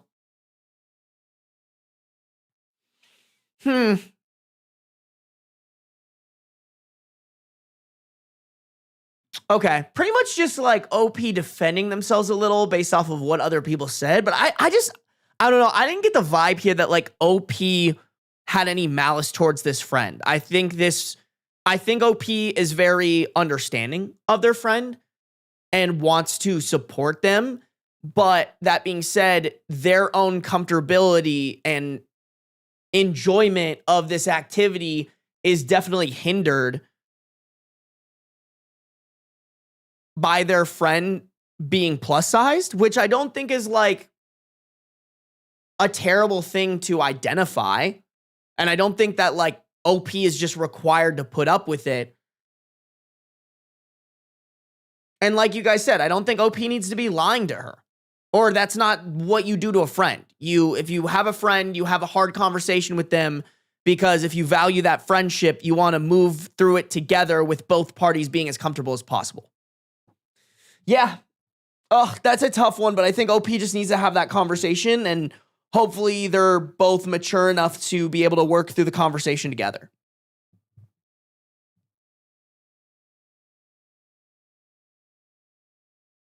Yeah, no assholes here. That's how I feel too. Like, don't get me wrong, you guys. I think the main argument for the friend being the a-hole is the stealing of the food, which I agree with. I think that's not a great move. I know food is hard because it's kind of a sensitive thing, and everybody has their own boundaries around it. I'd be curious if OP's communicated to her before, like, hey, I don't like when you do that. Can you please stop doing that? And she continues to do that. I think that's where I'm like, okay, maybe there's an a-hole verdict to have here. Based off the story, I would assume that that hasn't really happened, because it sounds like food is a very sensitive, touchy subject that maybe OP is a little afraid to have a conversation with her about, because she's plus sized. And because she's continuing to become more plus size. So, I don't know, man. Addressing it is how you get a stronger friendship. Yeah, Cross, I think that's just the move here.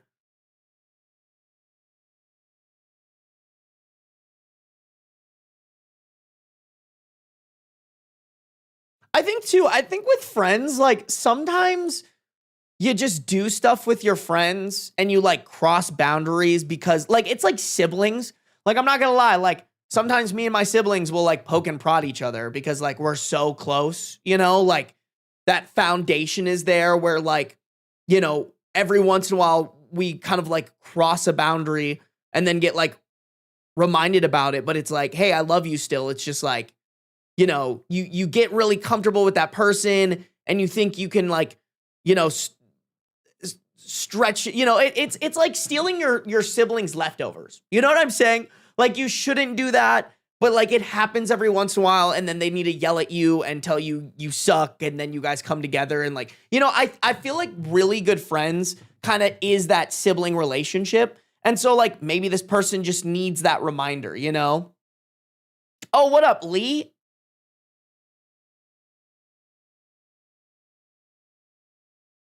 I eat too fast for anyone to steal my food. I'm the same way, Death Pants. I'm fucking... I also love sharing my food. I'm not gonna lie. Don't get me wrong. If someone's like eating all my food, I'm gonna be like, hey, dude, what the fuck? But like, I'm a big fan of like when me and my girlfriend get food a lot, like yesterday at the airport, she was like, oh, I kind of want this, but I also might want this. And I was like, oh, let's just get both of them and then we'll split it. You know, like I love sharing food. I think it's like a fun way to enjoy like food is an experience, and it's like a fun experience that you can have with other people.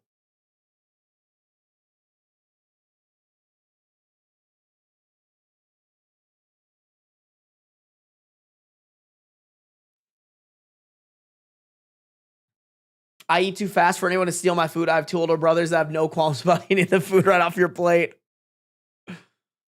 Yeah, I had to, my siblings definitely had to like, because I can eat anything, bro. Like any leftovers in the fridge was like, oh, free game for me. And like, my siblings had to be like, bro, don't eat my fucking food. So now I just never touch their food unless I ask before. My brother steals pizza rolls off my plate like he's getting paid. That's your sibling tax, man. Hey, Ninetail, thank you for sending a marshmallow for 100 jewels. I didn't even realize you were in here, Ninetail Phoenix. Hello. Good to see ya. Carol, thank you for 2 jewels. I'm sorry, guys. I have no idea what any of that means. I apologize, bro. I have no fucking clue. Julia, thank you for subscribing for 1 month at Tier 1. Welcome to the Tier 1 sub gang, baby. Good to have you. Good to have ya. Chat, let's go to this update. I'm curious, man.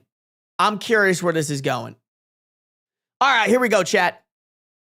Update coming in 3 days after the original post.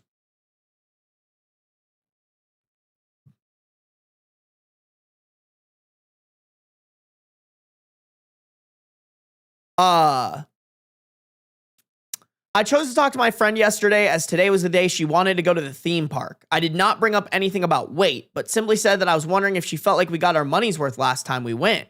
She stated that it would have been nice to get on more rides, but that she doesn't want to go on any rides with an over-the-chest restraint, in parentheses, which is what they have on most of the rides at our park, because they're uncomfortable / do not close. I told her I totally understand this, but that this really limits what we can do while at the theme park, and that tickets are pretty expensive, especially as we are college students. She said she sees my point and said that she's trying to save money too. So we decided that instead of going to the theme park so often, in parentheses, we used to go maybe 3 times a month, we are just going to go back in August when they will be having a live music performance and fireworks show at the park. I directly asked her if she would be offended if I went to the park with other friends. She said no, and that it makes sense for the time being since it isn't the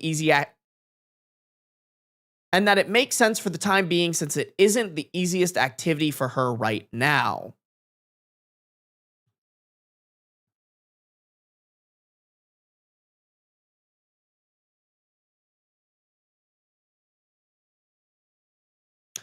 She also commented on how she's gotten into the habit of going with me every summer and wasn't fully considering if this was actually worthwhile because she was so used to it. I told her that there are other theme parks I've heard of that seem a lot more accommodating and that maybe if she wants to do a road trip one day, we could try another park. We made other plans for tonight. We are going to go see a fun movie. That's all. We are still close friends. She isn't mad. And no, she doesn't think I'm fatphobic for suggesting another activity, unlike some Redditors here, LOL. I mean, I think that's such a stretch, man. Like, calling someone fatphobic who is this accepting and, like, respectful of their friends' feelings, like, to me, that's just, like, counterproductive. Like, you should be calling people fatphobic who are actually fatphobic, not somebody who's like, hey, like, I'm not going to completely ignore how this changes my life, but, like, I still care about this friend and I still love them. I still want them to have a good time. Like, I don't know, man. It's just dumb to me. I'm very interested in this reaction chat because, like, don't get me wrong, I think there was a conversation that was had, but it didn't quite dive into the real issue. It just kind of danced around it, which, to be fair, I'm very happy that they found solutions and, like, they can still continue their friendship. And it does seem like it was almost indirectly addressed. Like, the friend understood that, like, the conversation was around them being plus sized. So, like, big W on salvaging the friendship, not hurting anyone's feelings. I just think, like, there is a world where, like, maybe this friend finds this post or, like, something happens where it comes out that, like, OP was having issues with their weight that maybe they didn't communicate right away. And, like, I don't know. I think that's a little bit of, like, a ticking time bomb. Granted, I guess it could never come up. But I don't know. It just seems like the conversation wasn't directly addressed.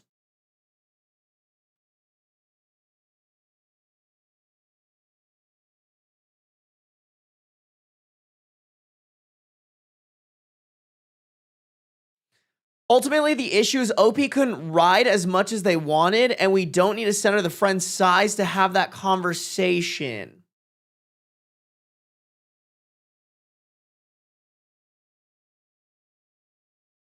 Yes and no. I see what you're saying, but it was the center of the conversation. They just kind of, like, or at least two, and granted, we don't know what was going on here, but it just seems like they implied it. They never directly said, like, hey, you're not getting your money's worthwhile because of your size. You know? I don't know. It just seems like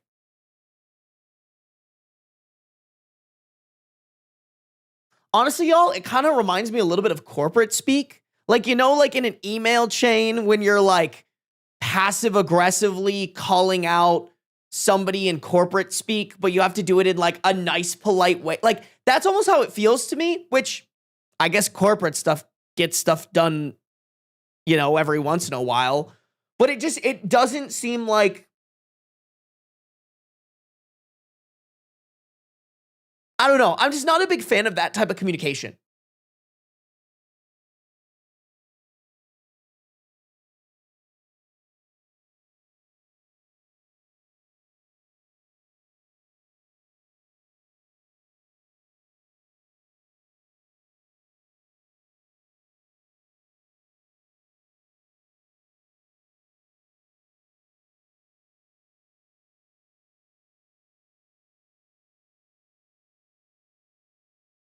Customer service voice. No, for real.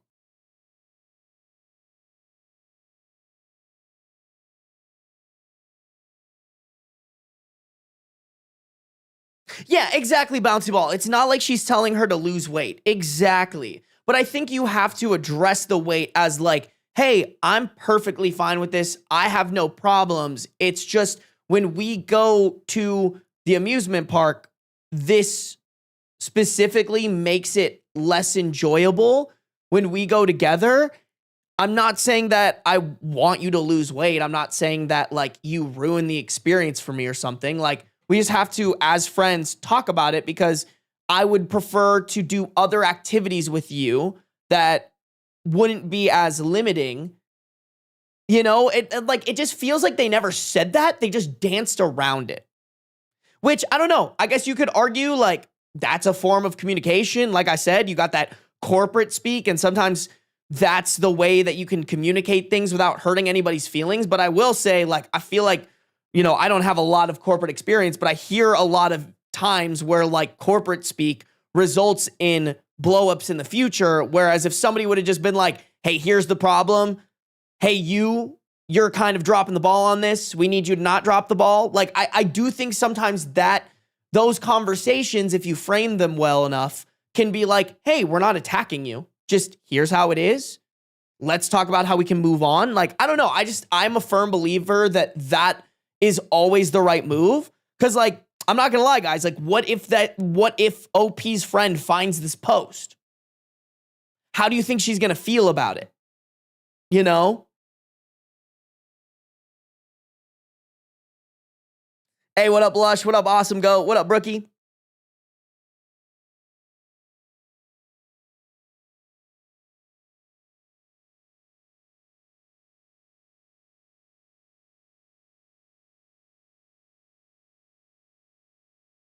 Hey, what up, Rose? Ooh, okay. You know what, Savannah? I like this. For a 21 and a 22-year-old, I'm not mad about it. You know what, Savannah? I'll actually agree with you. I'll actually agree with you. I definitely probably a more mature ending for people that young.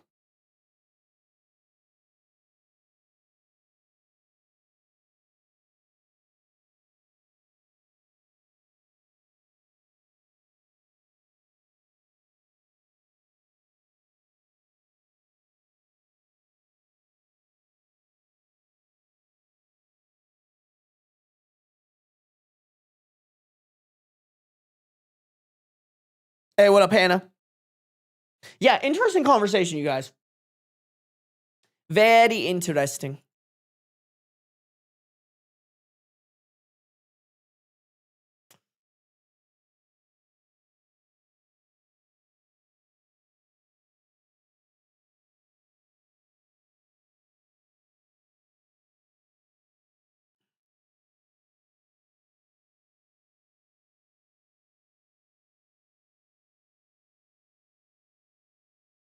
Sorry, guys. I'm deciding which story I want to read next.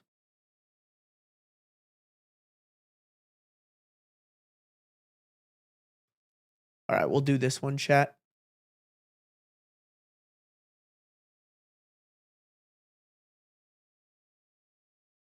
Okay. Actually, let's do this one because this is kind of relevant as of what just happened. Hey, what up, Strawberry? They handled this more maturely than some people twice their age, in my opinion. You know what, Katana? I do agree with that, actually. I do agree with that. You're kind of cooking. Alrighty, chat. Let's keep it rocking and rolling. I'm guessing that one will start up some good conversation in the video. I'm sure everybody will have their own opinions on it. YouTube, if you guys are on the YouTube, make sure to like up the stream. We got 70 people watching, 56 likes. I know we could get that shit past 60. Easy peasy lemon squeezy. If you guys are on Twitch, make sure to follow no matter where you're at, though. Turn on the post noties so you can be notified whenever I go live. All right, here we go. Am I the a-hole for letting not? Sorry. Am I the a-hole for not letting my daughter celebrate Father's Day with me? I, 44 male, have known Morgan, 19 female, since she was a baby. Her mother, 43 female, and I were friends in high school. Her dad took off back to Mexico shortly after she was conceived and hasn't been heard from since. Her mother and I hung out occasionally until about 5 years ago when she got with a guy who she quickly married and is heavily into drugs. Morgan was sent off to live with her grandmother. She rarely sees her mother and stepfather.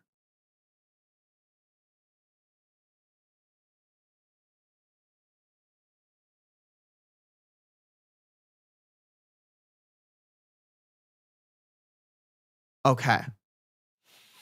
Morgan and I reconnected when she invited me to her graduation party. Since then, I've helped her with figuring out her finances, getting a car, apartment, and registering for college classes.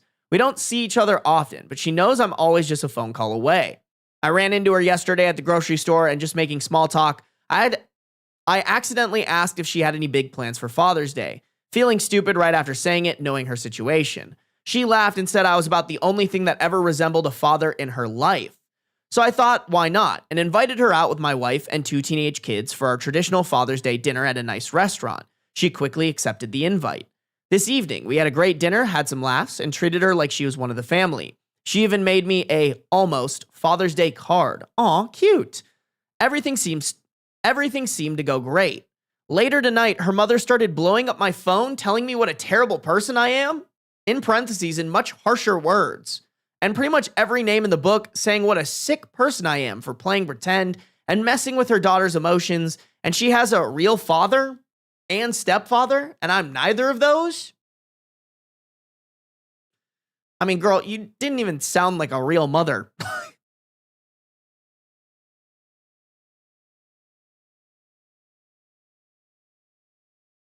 Yeah, what the fuck? She rarely sees her mother and stepfather. And the father has been gone since she was conceived, not even born. Like, what do you mean she has a father and stepfather? Girl, you're 0 for 2 for men you brought in her life. You might as well take this tiny small You might as well take this tiny small victory that you happen to be friends with someone in high school who was willing to take your daughter under their wing. Y'all are saying projection? Yeah, absolutely, man.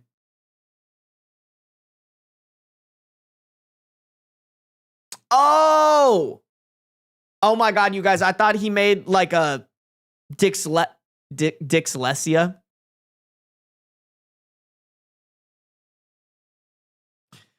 I thought he made a dyslexia mistake in the title, but it's, am I the a-hole for letting my sorry.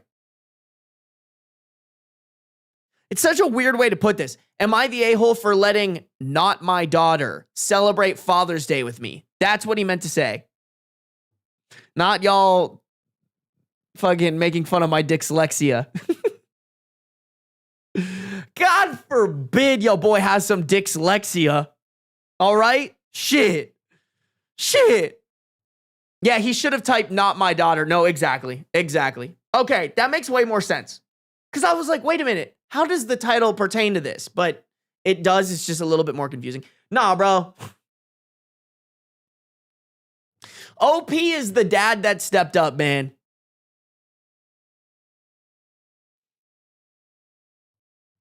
like you guys were saying in chat, I'm pretty sure that the mother was just projecting because she brought. I was kind of confused on this. Like, I don't know if the mom became a drug addict or if she just brought in a drug addict into their lives. Either way, not good looks. Like, clearly there was a big reason why they had to send the child off to go live with the grandmother. Crazy, bro. I don't know, man. Someone tell that mother to be a better mother.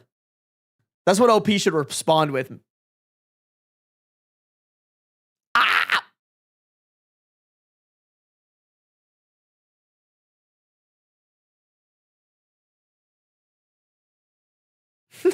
Someone said just ignore the druggy mom. I can't disagree with that, man.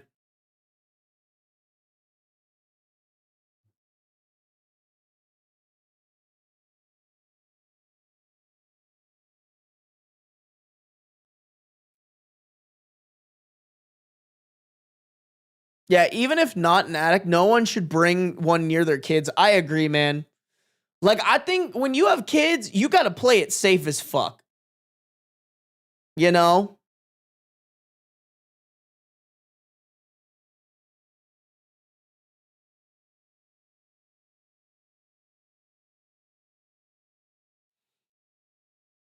Daughter does not have legal obligations to bio parent. She's also 19, bro.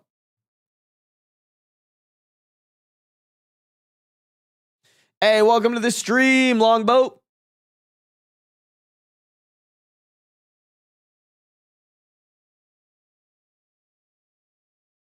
How old is she? She was 19, female.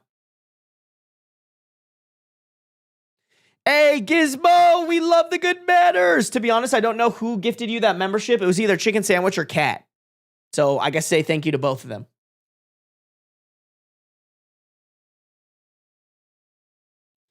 Crazy, bro. The entitlement is insane with some people, man. Just because you conceive them does not make you a parent. Doing the things that a parent does makes you a parent. Which it sounds like the mother didn't even do that. She kind of ass. Alrighty, chat. We got more stories to go through. If you guys are on the YouTube, make sure to like up the stream. Got 20 of y'all holding out on your likes. Shake my head. Shake my head. Just say you hate me. If you guys are on Twitch, make sure to follow no matter where you're at. Turn on those post notifications so you can be notified whenever I go live, baby. Here we go. Am I the a-hole for not allowing my niece to serve herself during a family dinner? I tried posting this a while back and then was going to let it go as the frustration died down a bit, but we have had a family dinner Saturday and the issue came back up again. Background, brother-in-law has a 15-year-old daughter. Fuck, they're using letters as a name. No, I hate it when people do this. I'm going to call her Beatrice. Brother-in-law has a 15-year-old daughter, Beatrice, from outside their marriage. No one never once denied her. She's his firstborn. Beatrice has been in our lives since she was a baby.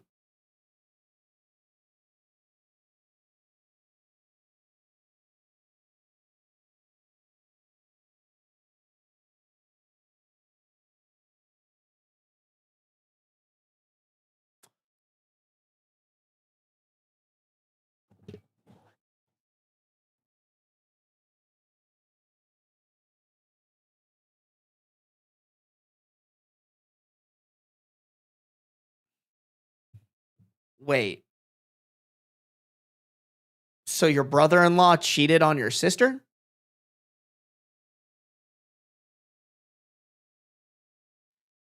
Yeah, no, anonymous sins. Am I stupid for not knowing what denied means? I'm also a little confused what OP is trying to say here.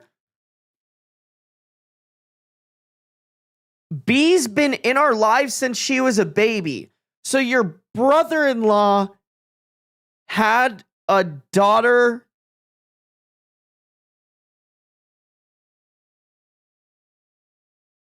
that is not your sister's, but it's been in your life since you were a baby. So, like, Maybe the child was born before their marriage? I mean, maybe. That's what I'm trying to figure out. I'm like, where is this? How did this child come to be? What is this, an affair child and you're just dancing around it? Had a kid before sister and brother-in-law got together. I mean, that's crazy though. You know what I'm saying?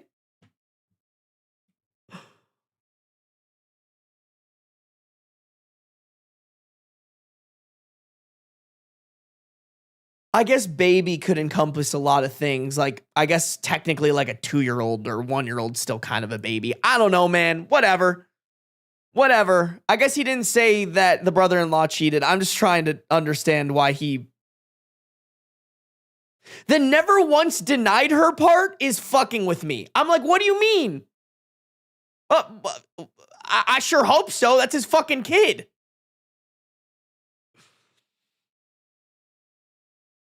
I love them all, so no bias when I say Beatrice is spoiled. The biggest problem is Beatrice has had a huge issue wasting food. She will load up her plate, eat less than 30%, then throw the rest in the trash every time. I brought this up to my sister and brother-in-law multiple times. Nothing done. I have no issues with her eating as much as she can, but she overloads her plate, then throws what's left in the trash. When I brought this up during family dinners, her parents excused it as her not liking leftovers, and that at least she cleans her plate. In parentheses, throwing what's left in the trash and rinsing her plate to put in the sink. I asked why don't they pack it up as leftovers for themselves, and was told we'll do that from now on. They didn't. All right, chat, maybe this is just the childhood trauma kicking in, because my parents would have never fucking let this fly.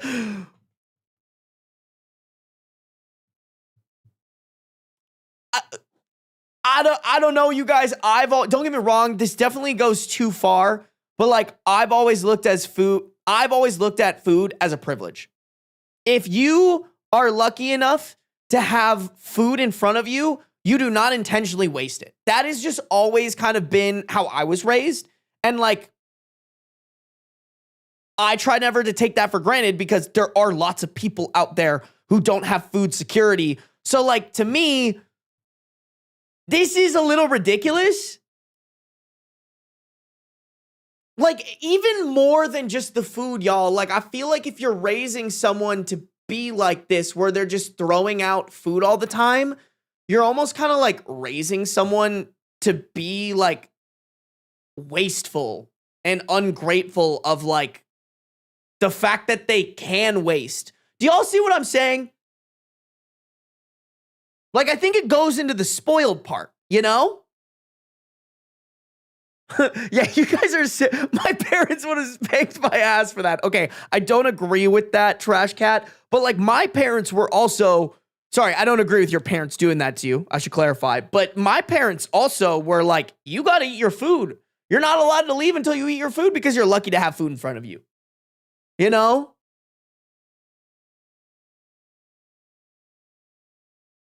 Yeah, exactly. I put plastic wrap on a plate and make my son eat it for breakfast. I think that's even better. Like, hey, if you can't eat all of your food, I get it. I'm not going to force you to eat all of your food because that does create, eating disorders and whatnot. Like, I don't want that. We shouldn't normalize that. That being said, we shouldn't normalize just wasting the food. You know? It's the mean between two extremes. You have being way too aggressive about someone eating their food, but then you have people just wasting food for the hell of it. And you got to find somewhere in the middle where it's like, hey, we don't waste this food, but I'm not going to pressure you to like eat all of it all the time. We just don't waste it. Yeah, I just give my kid a smaller amount to start and she'll ask for more. She's still hungry. That's how I feel, man. Interesting. Okay, let's keep going. The dinner before last, I organized everything, in parentheses I usually do, and when we sat down for dinner, I handed my niece a plate. She said, oh, and took the plate. I told her she can always get seconds once she's finished. A day after, I got a text from my sister saying I humiliated my niece because she was the only teenager who was not allowed to make her own plate, and that I treated her like she was greedy.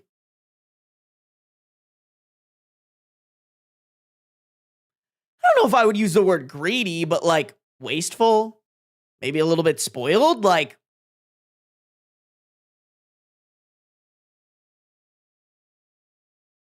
also, like, I'll say it, I never would have noticed this as a kid. Like, humiliated is such a stretch to me.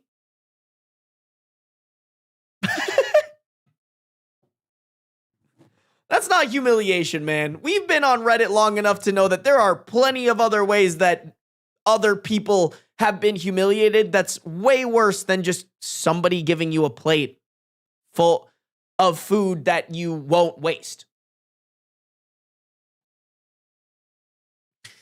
I don't mind her taking as much as she can eat. In fact, at one point, the family was worried she had an eating disorder and was loading her plate to mask how much she was actually eating. But it wasn't that. She eats, but she also...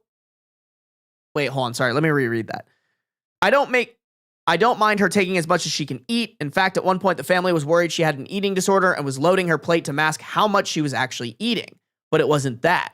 She eats, but she's also not overeating. She just overloads her plate and wastes what's left. She even did the same thing with cake, which I didn't serve her. Took two slices to start, ate one slice, scraped the frosting off the other slice, and threw the remaining cake in the trash. Not wasting food is something that was greatly instilled to all of us as kids, so my reaction is just instinctual. This last dinner, I said nothing, but my brother-in-law kept making passive-aggressive comments anytime any of their kids went into the kitchen to get something. Even drinks. Like, did you ask your uncle first? Make sure your uncle's okay with that. Make sure you didn't take more than you're allowed. Bro, this guy sounds fucking insufferable.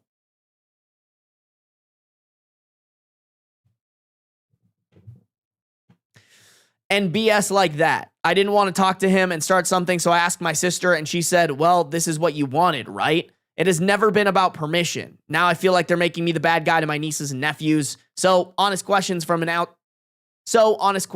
outside perspective, was I the a-hole in this situation?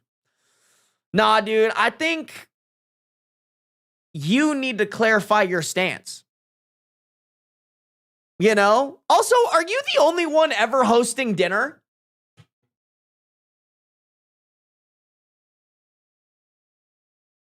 I don't know. My fucking petty ass would go to their place for dinner, load my plate, and then throw it away just to, like, prove my point of, like, oh, sorry, is this annoying where I load up on all the food that you worked so hard making and then throw 70% of it into the trash? Like, I'm an asshole, bro. I'd be like, all right, y'all want to fucking play this game? Y'all want to be some passive-aggressive, petty-ass bitch who may or may not have cheated on his wife? I genuinely don't really know what the never once denied her thing is about. I'm so confused about that. Like, I don't know, bro. Reddit has to be on their side, right? Your niece is 15. She's old enough to understand that the waste is the issue. Exactly. I'm more worried about your fucking sister and your brother-in-law. Next time your brother-in-law and sister start their passive-aggressive BS, correct them in front of everyone. Then explain to your niece that she is welcome to eat as much as she wants, but wastage is not okay, and ask her to please only take what she will actually eat and come back for seconds if she's still hungry. Ooh, that's a good point, actually.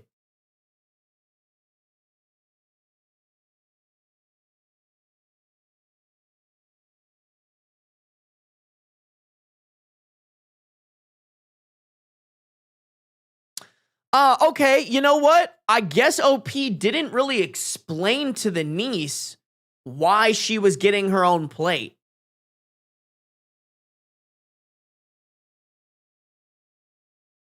Which I gotta say is a major fucky-wucky, actually. Like, how is that person supposed to change their behavior if you don't correct the behavior?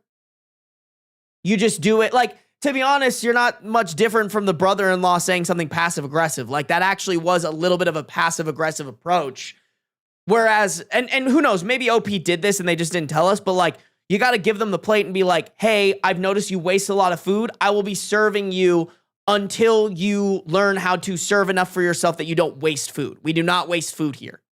You're lucky to have this food in front of you. You wasting it is disrespectful to me and to other people who don't have as much food security as you do. Her parents told her, didn't they? I doubt it, kitten. I doubt it. I doubt that these parents sat down with their child and was like, yeah, even though we're defending you and like,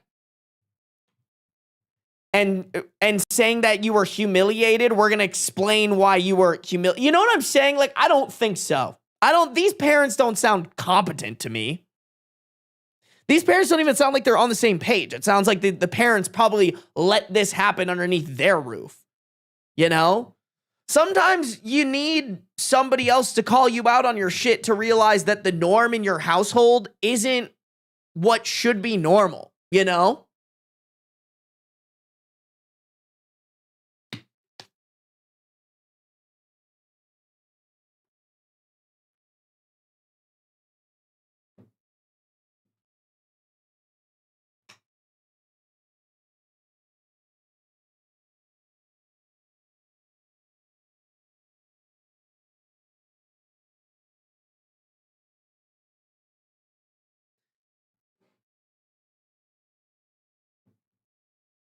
How does a teenager not know that it's shitty behavior to be so wasteful?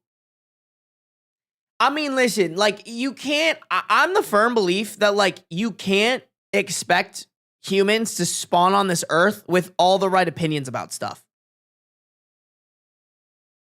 Like, it sounds like this kid is spoiled. They don't, probably aren't exposed to other kids who aren't food secure, and therefore, like, they just walk around being like, yeah, this is normal. Like, I don't even really blame the teenager. I blame the parents.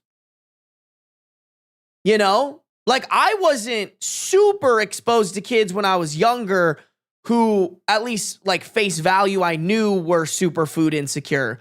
Because, like, I'm lucky. Kathy and Scotty Boy worked hard. They had me in, like, nice schools and things like that. And, like, I just never remember having people around who showed me that food insecurity, probably until I was in high school. But like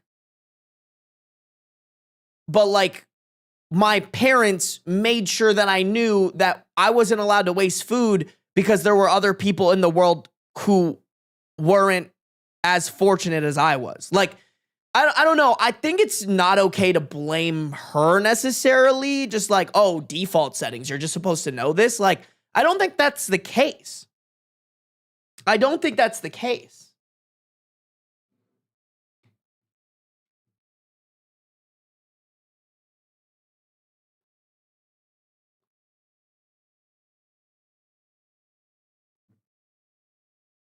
Oh yeah, oh my god, Kitten Mittens. My fucking parents, like, really hammered in, like, how I was supposed to act at other people's houses. They would, if they heard that I was pulling some shit like this, they would have been pissed. Kathy would have been angry, man.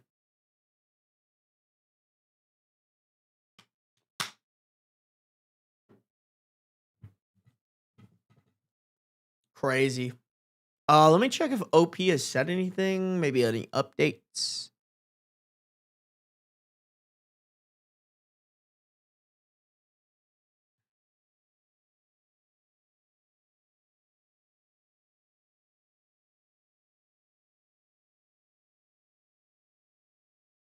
Okay. Nothing crazy. OP did reply to stuff, but like, it doesn't seem like anything groundbreaking. I think at this point, we already know the answer. We just want some updates and stuff. Chat, let's keep it rocking and ripping. All right. I want to cook through some more stories. Got to end stream here relatively soon, but I think I can rock like 20, 30 more minutes. We'll see. Twitch. If you guys are on Twitch, make sure to follow. No matter where you're at, turn on the post noties. If you guys are on YouTube, make sure to like and subscribe. We got 89 people watching. Thank you to the 89 viewers. I appreciate you guys. Make sure to like up the stream, though. All right. All right. I don't know. I grew up cutting the moldy bits off bread. It would have been crazy to waste. Exactly, Ms. Morgan. Like, that is just something that some people don't even need to think about. Alrighty, here we go. Am I the a-hole for getting child support for more children than I had at home? When my husband and I got divorced, we had 4 minor children together. Husband was ordered to pay me child support for them. The attorneys told both of us that when each child reached the age of 18, my ex-husband would no longer have to pay child support for them. But this doesn't happen automatically. We would have to file a paper with the family court asking for child support to be reduced. You pay a nominal fee, file a court paper, and it's done. We agreed that we would take turns doing this as each child aged out, and I would go first, since I was working as a paralegal in a state office and was familiar with filing court documents. When the oldest turned 18, I filed the paperwork with the court, and the child support. Wait, hold on. Sorry. Time out.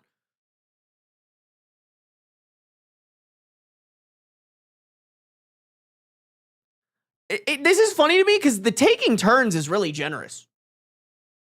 Like, the husband's the one paying the child support. He should be the one who's like, oh, I gotta do what's necessary to not pay as more child support than I need to be paying.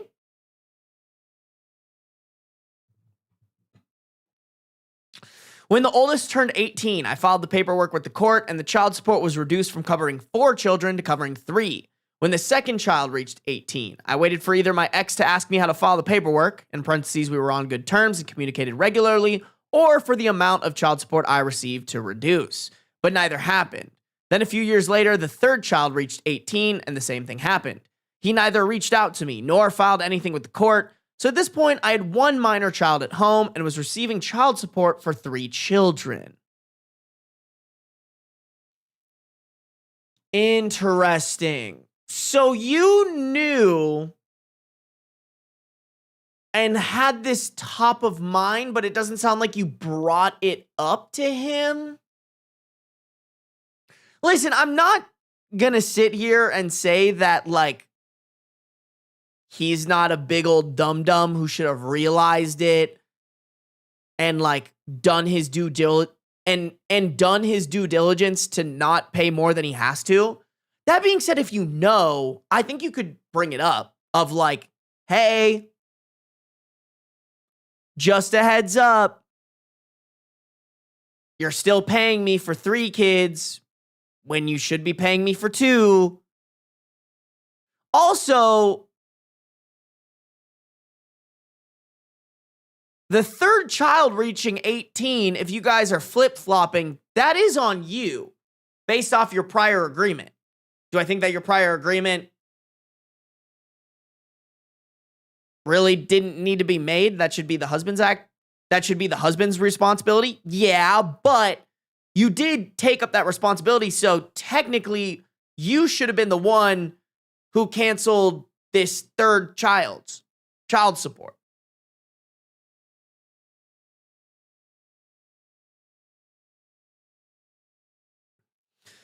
Years later, when the youngest one had turned 18 and was graduating from high school, my ex-husband handed me some paperwork to end the child support payments, which I immediately and happily signed. His girlfriend said to me, I just found out that he's been overpaying for years. You knew and you said nothing. You knew how to file the court documents, and yet you just let him continue paying for 3 kids when you only had 1. All right, first off, fuck this annoying girlfriend. That ain't your place. Stay in your lane. But also, it's bro's money. Why? Okay, that's crazy to me. Don't get me wrong. I still am of the belief that OP should have brought it up to them. And so that's why I'm kind of leaning towards an everyone sucks here. But you can't put everything on OP. It's not their responsibility. If there was a prior agreement that your husband didn't follow up on, and even then, it's not just her responsibility to file the court documents.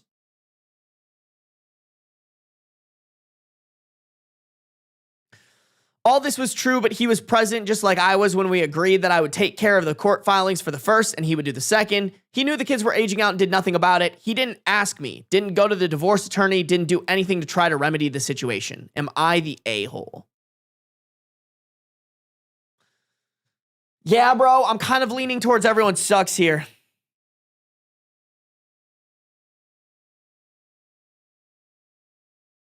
Thoughts, chat? I think that's right. I think OP didn't even follow their agreement, which was every other. So in theory, OP should have filed court documents the first and the third. Also, I'm just of the belief like, hey, you should bring up to them, you're overpaying me for child support. Do something about it. You know? I don't think you can be like, oh, not my, like, this isn't a not my circus, not my monkeys, because it kind of is your circus and your monkeys, bro. The circus is your failed marriage and the monkeys are your children. You know? To me, I'm kind of like, you could have done better. Your husband could have done better. Therefore, you both suck. Chat, does anybody know, would she have to repay that child support? I genuinely don't know how that fuck shit works. It sounds more like the husband's problem. He sounds very financially irresponsible if he wasn't like lined up as to when he needs to cancel his payments so he's not paying as much. Oh, this sounds like fraud though. Anna, I don't think you're wrong. I think there could be an argument for it.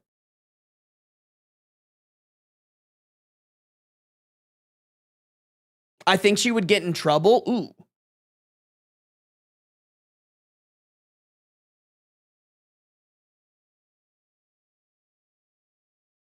Crazy. Okay, wait. Let's see. There is an edit on this chat. Let's see what the commenters are saying. Okay. A top comment was what I pointed out. You probably should have filed the paperwork for the third child as you agreed. Agreed.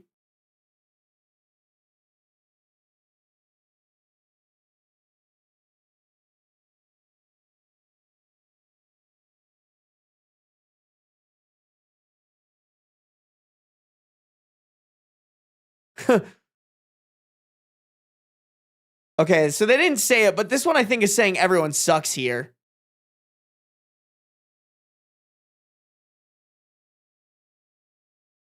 Oh, commenter said, chances are you can be held liable for the overpayments.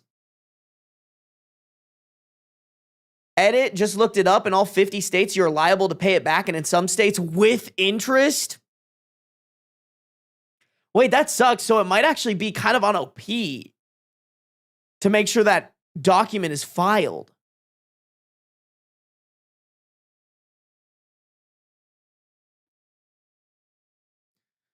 Okay, OP isn't in the States, but there may be countries that are also have overpayment needed to be paid back. And then edit 3, she's from the UK based upon her history. She will be liable for overpayment.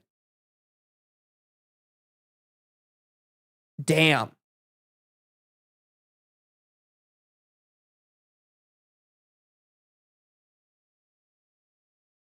Yeah, if you had such a good relationship, then why didn't you mention it? Okay, I do feel like the commenters are a little too focused on OP.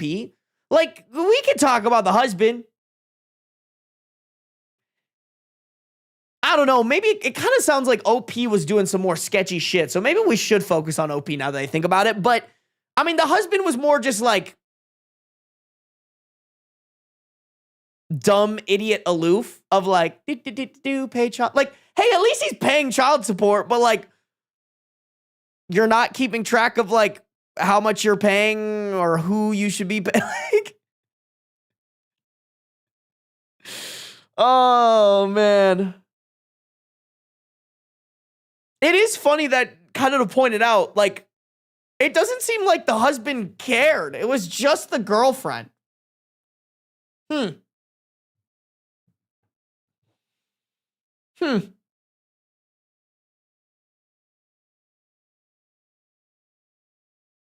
The ex didn't think to say anything, so realistically, why isn't it fraudulent?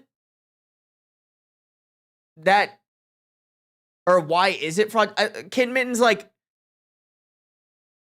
that's not gonna fly in court. I'm sorry. You can't be like, well, I just didn't think of the, like, and also there's literally proof, AKA this Reddit post, that OP did identify that they were being overpaid and they didn't do anything about it. they didn't address it. They didn't bring it up with the husband. Like, I'm sorry, don't get me wrong. I think we can, like, we're all for someone getting child support here. That being said, when you have a guy who is paying child support with no issues and needs a reminder about not paying more child support, like, you just give the reminder. Like, I don't think we can justify her being like, I'm just not gonna say anything.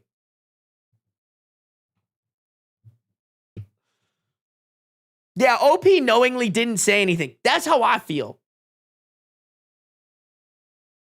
She should have contacted him before the second kid even turned 18. I don't agree with that. I think she should have contacted him when she got that first payment after the child turned 18 and it wasn't less than what it should have been. There should have been a screenshot. Hey, you're paying me X amount. Reminder that you need to file the documents so that you don't have to pay this much anymore. Please let me know if you need help for how to do that. We agreed on doing it every other. Document that. Also document being willing to pay back the amount.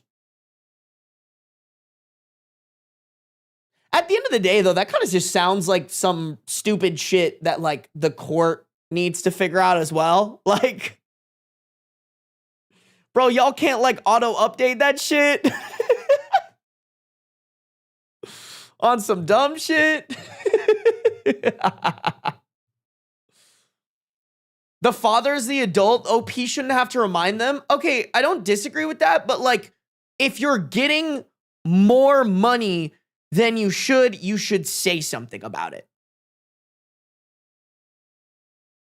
Point blank, period. Y'all, I mean, I don't know the ages of these children, but even assuming that they're a year apart, that means she was getting minimum 12 months of child support over the amount that she was supposed to be getting. So, like, to me, y'all, I get it. Bro should have been more on top of it. But for her to cash in those checks every single time and be like, whatever, without saying something to him, that's stupid to me. That's criminal.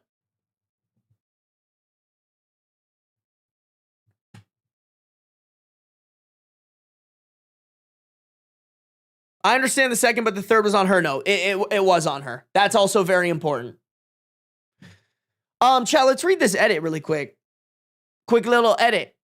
Today I learned a lot of people have no idea of the actual meaning of the word fraud. As I mentioned, I was working as a paralegal. In parentheses, some people in this thread said I was trying to avoid getting a job, and I spoke to my coworker's attorney to make sure I wasn't doing anything legally iffy. I was assured that wait, okay, so hold on. So you spoke to your coworker. So you spoke to your coworker who's an attorney to make sure that you could be like, I don't have to say anything. I was assured that it is the ex-husband, in parentheses, payer's legal duty to file to reduce payments. And since he'd never done so, I have no legal obligation to remind him. Okay, but that doesn't make you not a fucking shitty person. Like, listen, if you had told us, like, I fucking hate my husband, I had to really go at him in the courts to get him to pay child support, I would be like, fine, bro, scam him. Scam him. Who cares? If he's a piece of shit, he's leaving you and your kids, and, like, you're basically, like, forcing him to pay child support, I'm like, fuck it, bro. But you're going through this post like, we have a great relationship. He's a great dad to his kids. Now I'm sitting here like, okay, so what you're telling me is, like, you guys had a very amicable divorce and you're able to co-parent these kids correctly, but you just actively chose to, like, financially rob this guy, even if you were legally in the right to do so. Like, to me, that still makes you a shitty person. Just because it's legal doesn't make you not a piece of shit. Call me crazy. Call me crazy. Also, that doesn't really add up to me. I'm not gonna lie. Like, you literally wrote down that you knew he was paying you more money than he needed to, and you didn't say anything? Like, that does seem a little fraudulent to me. I will never be sued, and we still have a good relationship. I was never asking about legal issues. In parentheses, I know more about them than you do, but about arseholishness. Okay, well, then in that case, you're just an a-hole.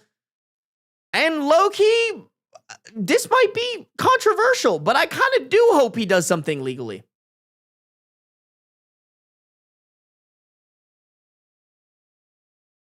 You kind of just admitted that, like, you knew what bro was doing and you didn't do anything about it. Like, it's a dickhead move. He should get his money back. Okay, and then there's a tiny update under that. Hundreds of people have told me that I'm the a-hole, but then again, hundreds of people have said that I am not the a-hole. But then again, hundreds of people have said that I am not the a-hole, so I reckon it's a matter of opinion, which I'm fine with. Several people have said things like I'm a criminal and belong in jail, but when I've challenged them as to what exact crime I've done, they've all backpedaled to say, well, it might not be a crime, but you're still the a-hole, which is a totally different thing. They kind of sound insufferable. I can't lie. I can't lie, bro. Kind of an a-hole move. Also, I feel like, okay, maybe there are hundreds of people in the comments saying not the a-hole, but your top comments are everybody being like, you're kind of a dickhead. Every single one of these. Okay, I don't know why this is coming up as a top comment. It's literally fucking 27 upvotes. Like, I don't know. I guess that one was in Everyone Sucks here. Yeah, I don't know, man.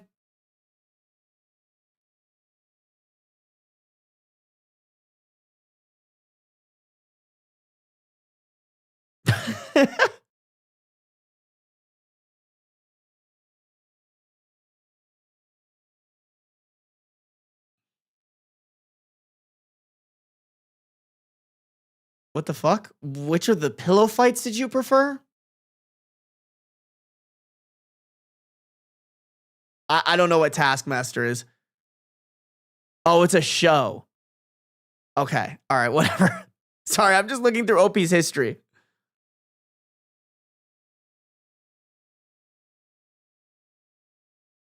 Wow, they are very active on Reddit. Jesus.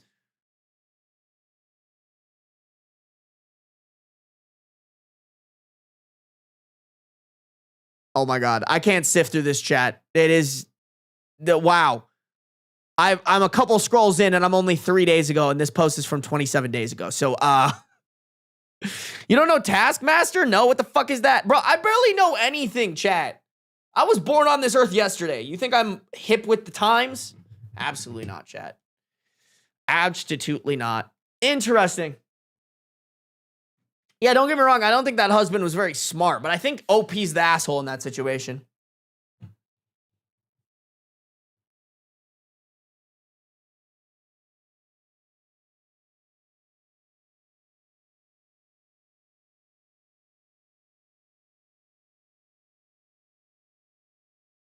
Sarby is Unk and Baby at the same time. I am Baby. I am Big Baby. I don't know what I'm doing, chat. Hep. Alrighty, chat. Hold on. Give me a second, y'all. Give me a second. I will be back. Hold on. I don't know if I've even said this. Sam's here. We're gonna go hang out at the pool in my place. We said around 2, but I'm just gonna double check because I think I heard her go into my room, so I don't know where she's at. I'm gonna see if I can stream for a little bit longer. Give me a second.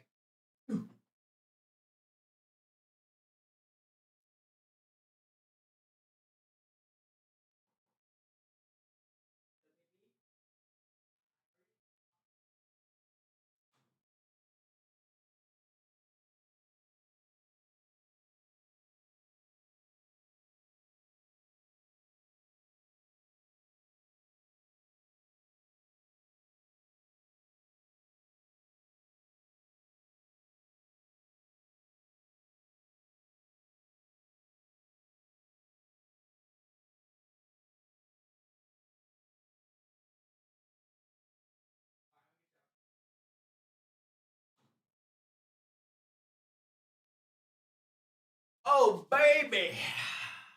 All right, chat. I've been given permission to stream until 2:30. 2:30. Tell Sam we said hello. I'll tell her you guys said hello when I get back. Or when we go to the pool. All right. All right. Chat, let's keep it going. I think we could get 2 more stories done before I have to end stream. Let's do it, y'all. Let's do it. If you guys are on the YouTube, make sure to like up the stream. We actually have a good amount of viewers to likes right now, but if you're watching and you haven't liked the stream yet, why do you hate me? You could just not. Beans repositioned himself. Aw, what is we, man? If you guys are on the Twitch, make sure to follow. No matter where you're at, turn on the post notice so you can be notified whenever I go live. Nana V, thank you for resubscribing with Prime. Been subscribed for 7 months. 7 months taking Daddy Bezos' profit. Hell yeah, chat. If you guys have a Prime sub, make sure to use it on one of your streamers of choice. Me. Just a good way to support your favorite streamers without extra money coming out of your pocket. And if you don't use it, that extra money just goes into Daddy Bezos' profit, which is way worse. Way worse, chat. All right, here we go. Am I the a-hole for telling my girlfriend? Am I the a-hole for telling my sister she's not Jewish? My wife, female 43, and I, male 39, traveled across the country to see my parents. We live in the Pacific Northwest, and my parents live in New England, specifically northeast coastal Massachusetts. My parents wanted to take us out to dinner and have my sister, female 44, and her husband, male 49, come too. My sister and I aren't particularly close, but we have had a fine enough adult relationship. We were closer before I moved to the West Coast. My mom has been researching family history for a few years. She submitted her DNA to one of those websites that tracks ancestry and genealogy. Through matching DNA, she even found a long-lost brother who had been put up for adoption. Wow, holy shit. She also learned that one of her grandparents was an Ashkenazi Jew.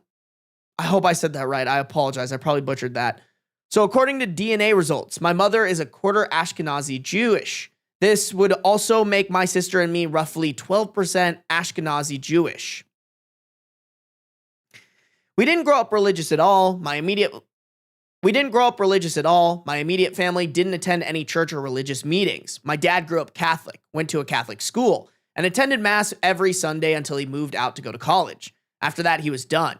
My mom grew up in a non-religious household. She did have a King James Bible in her nightstand, but I never saw her open it. Okay. Chat. Okay, I can't pretend like I'm the most nuanced on this topic, but being Jewish doesn't just refer to the religion, correct?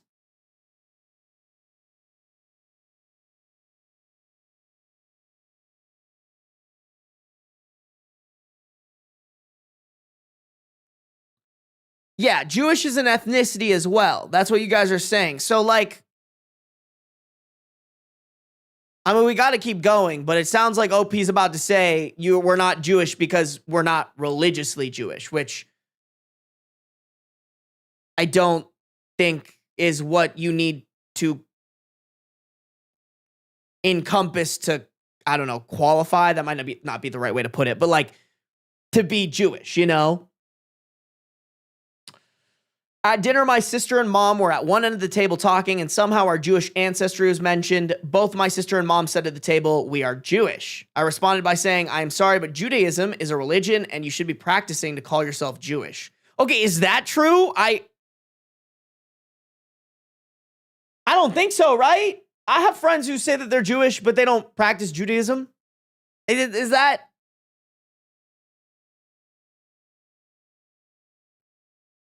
Okay, OP is wrong? Is that...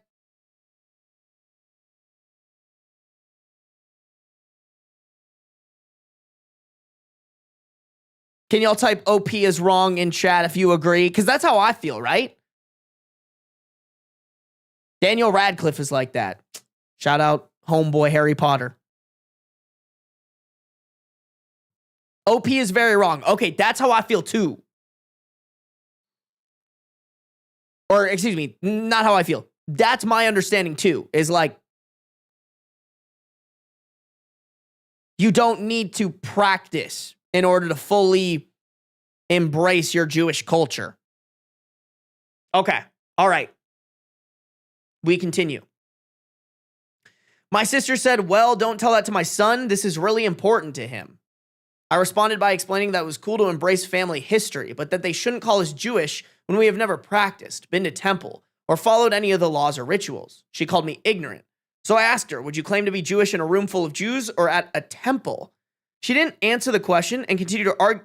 Oh, sorry. So I asked her, would you claim to be Jewish in a room full of Jews or at a temple? She didn't answer the question and continued arguing about how I should be less ignorant and asked if I thought Jesus was a Jew. By this point, everyone seemed uncomfortable, so I thought it'd be best to be quiet and let them change the conversation. Am I the a-hole for telling my sister she's not Jewish?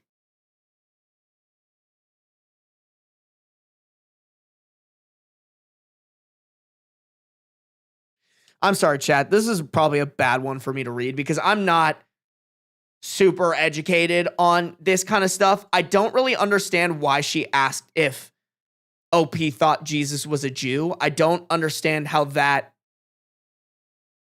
relates to the conversation at hand, I guess. But I'm leaning towards you're the a-hole, right? Are we?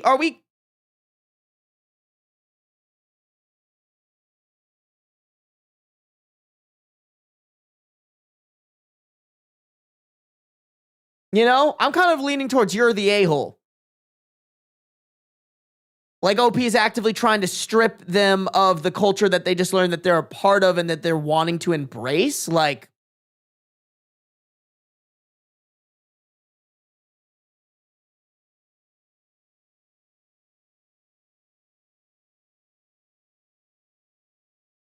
both these people need to be educated. I don't disagree with you, but like, it sounds like the sister wants to be educated and OP is deeply uneducated on what it actually means to be Jewish.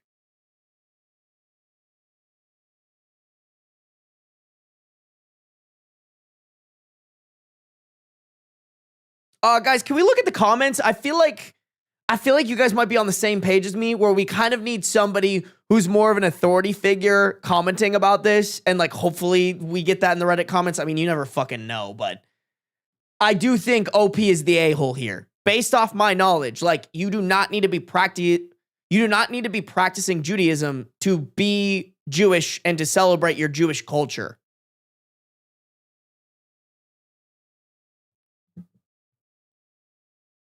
Uh-oh, not the fucking not the mod team saying locking this post as some of y'all have refused to be normal about this. Oh dear.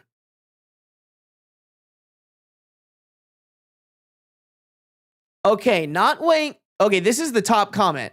Not weighing in on the a-hole or not, since Judaism is both a religious and Okay, not to weigh in on the a-hole or not, since Judaism is both religious and ethnic. However, it is important info for your mother and sister, in parentheses, as well as any other female family members on your mother's side, to be aware about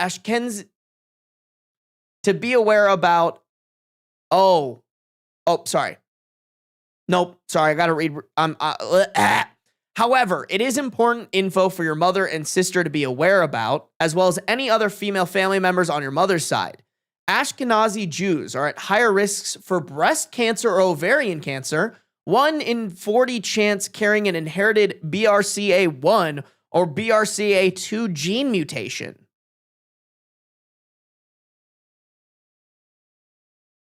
Huh. Wow. I mean, what a top comment.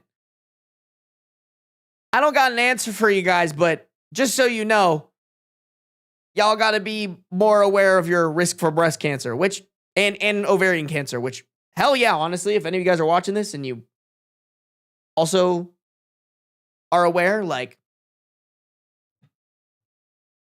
and you also are Ashkenazi Jews, like, good PSA.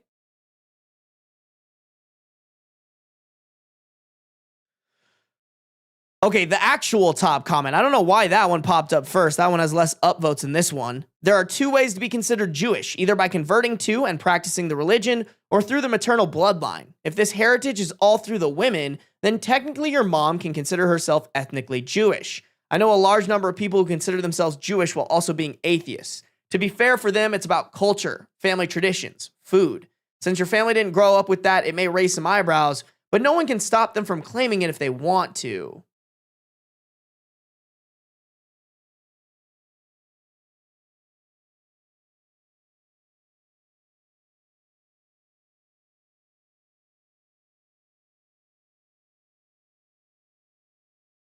Wait, chat. Can someone, I'm sorry, this is more of a curiosity question. Can someone explain the maternal bloodline thing? So you're saying if a family has a brother and sister and the brother marries a non-Jewish woman, they have kids, those kids aren't considered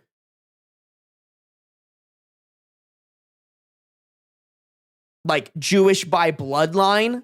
But then if the sister marries someone who's not Jewish and they have kids, those kids are considered Jewish by bloodline. Why is that?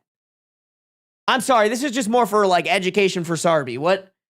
I don't get that. It only passes through the mom. Why?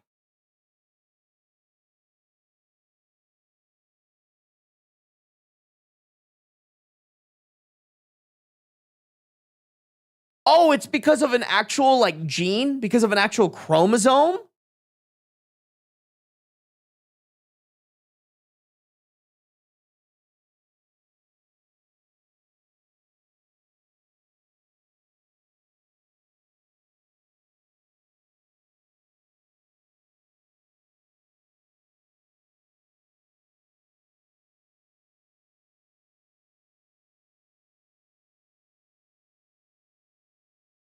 Because you can guarantee the bloodline through women?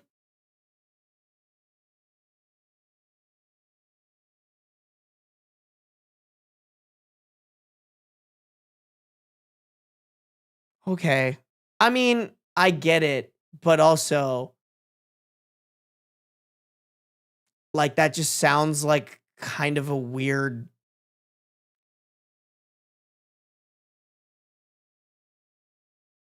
I'm just trying, chat, to think about what people would say if that was how like my Asian culture just like work. You know what I'm saying? Like,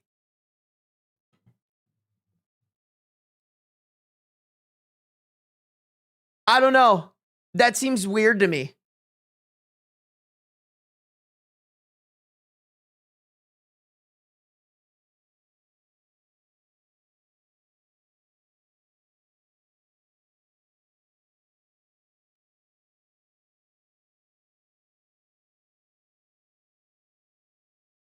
I feel like I'm not like there's too much nuance on what people should know about Judaism.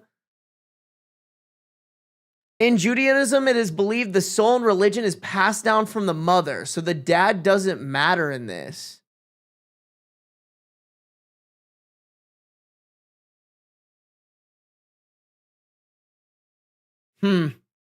Okay. I don't know, chat. I'm just thinking of like, and I don't know. Like, listen, it's hard because it's a religion and I could offend like a whole group of ethnic people, but genuinely, like, if someone told me that like in Japanese culture, if I was half Japanese because of my dad, therefore I'm not actually Japanese, I would kind of be butthurt about that. Like, is that crazy of me to say? Maybe that's fucking crazy of me to say. I think that's weird. You know? Like, I wouldn't like that. I don't know. But I don't know. It sounds like, I feel like the chat has like a bunch of different answers. There's like comments about like, there's an actual DNA thing or whatever. But like, I don't know. That's like, that seems very exclusive to me. You know? Like, I'm proud of being Japanese and or I guess half Japanese, and like I wouldn't want to exclude somebody who isn't considered that because they weren't born of a maternal bloodline that was Japanese. I don't know. Yeah, it's gatekeepy. Thank you, Kitten Mins. That's how I feel. You know? Like, and somebody said in chat, and I read it, and like, I don't know, maybe, listen, I could probably get a bunch of people who are going to get mad at me about this, but like, this is my opportunity to get educated then, because I'm not sticking to this. This is how I feel. Lego Maya Ego said, I say he's not the a-hole. She shouldn't be going around claiming she's Jewish. She isn't. Her mom isn't technically Jewish. She's not religious and keeps a King James Bible. My mom had this issue of being a certain percent Jewish in her family, but she still had the technicality to convert to be considered ethnically/culturally Jewish for participating within it and observing it. Okay, so here's my thing. That sounds like having to jump through a bunch of hoops to want to be enthusiastic about where you come from. And guys, I want to say, I could be wrong here. Like, I don't know, maybe I'll get canceled for this or some shit. Like, to me, if somebody told me like, hey, I'm 12% Japanese, I'd want to be like, cool, bro. Like, let's bond in the fact that we're both Japanese together, even if you're 12%. It seems gatekeeping to me to be like, well, technically she isn't Jewish because like her parents didn't raise her to be Jewish, even though she's like, damn, I'm Jewish. I'm proud of that.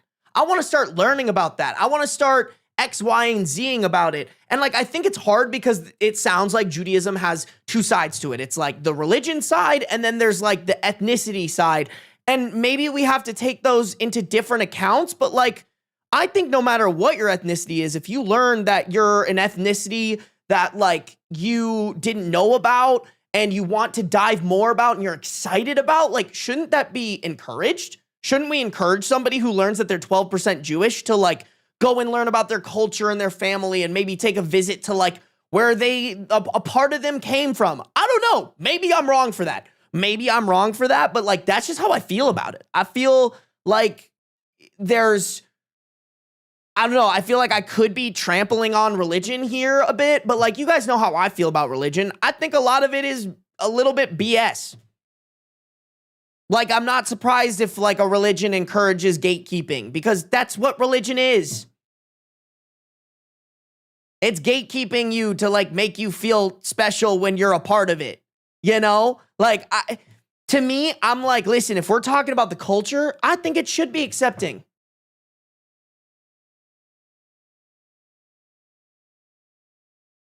But is she learning about the culture? Lots of people say they are, but don't. I mean, listen, I think there's different levels that you can learn about something that you're newfound in, right? Like if somebody came up to me and was like, I'm 12% Japanese and I just want to like learn more, maybe not going out of my way to learn it, but just like, hey, you're Japanese. What can you tell me about the culture that you know about Japanese? I barely know anything, by the way, but I'd still want to like converse about it and encourage them. Go visit Japan. Japan's awesome. I think even if you're not Japanese, I think you should visit Japan. I don't understand like the gatekeepiness of it. Like, it's like if somebody has a modicum of interest, why are we encouraging them not to? I think it's better to experience cultures, whether you are a part of that culture genetically or not.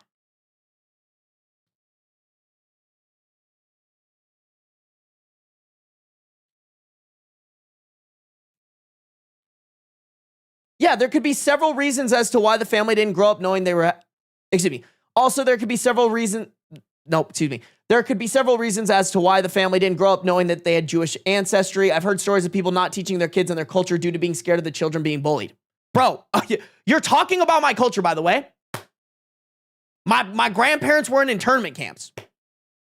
They were racism super hard, and then my mom and all of her, to the point where my mom and all of her siblings do not have Japanese names. They have super white names. And my grandparents didn't pass down the fact that they knew how to speak Japanese to their kids because they wanted their kids to be more Americanized.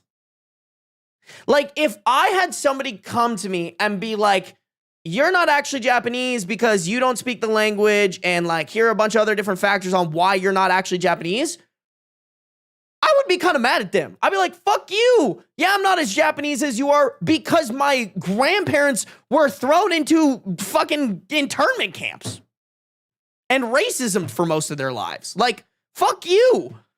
I don't know. I could be wrong here, guys. Like, I don't want to sit here and pretend like I am extremely confident on this stance.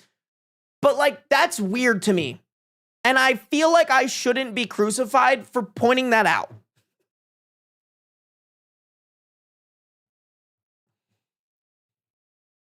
I think that's very common in America, to be honest. Like, I'm sure a lot of Jewish people were not treated well on the East Coast, you know?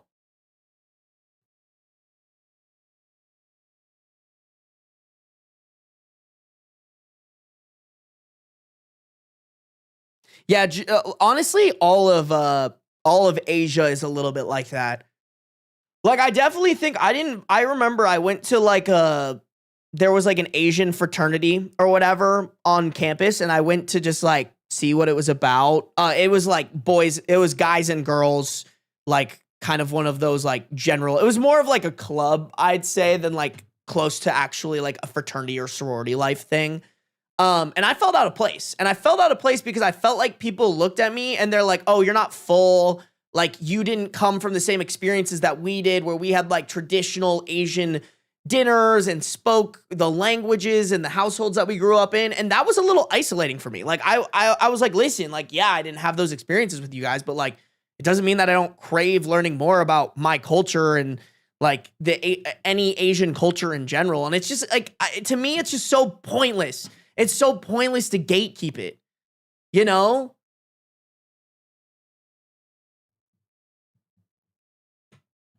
Like, in general, it's never, if you're excluded from something, you're never going to walk away from the thing that you're excluded from and be like, well, now I have a positive experience wrapped around that thing that I was excluded from, you know? Like, that's how I didn't want to join that for, even though there probably are a bunch of good people in there in that Asian fraternity at the school that I went to. Like, I had a bad feeling from them because when I walked in, I was excluded.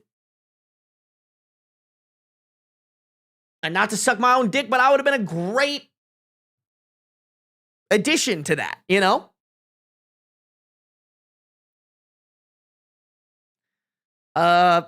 Strawberry Punch Art, I know you didn't mean it like this, but that could be a little bit racist of you if you're white. So just not, I'm not being mean. I think it's like out of a place of ignorance, but just, you know, just check yourself before you type stuff. No, don't worry. Strawberry Punch Art. I totally get it, bro. I'm just pointing it out as like I give my audience the benefit of the doubt. I'm sure you didn't mean it in a racist way. You were trying to be encouraging in like a funny way. That's fine. Just know that was maybe a little bit too far. And that's okay. That's okay. You weren't hoity-toity enough, Sarby. You know what? You're right.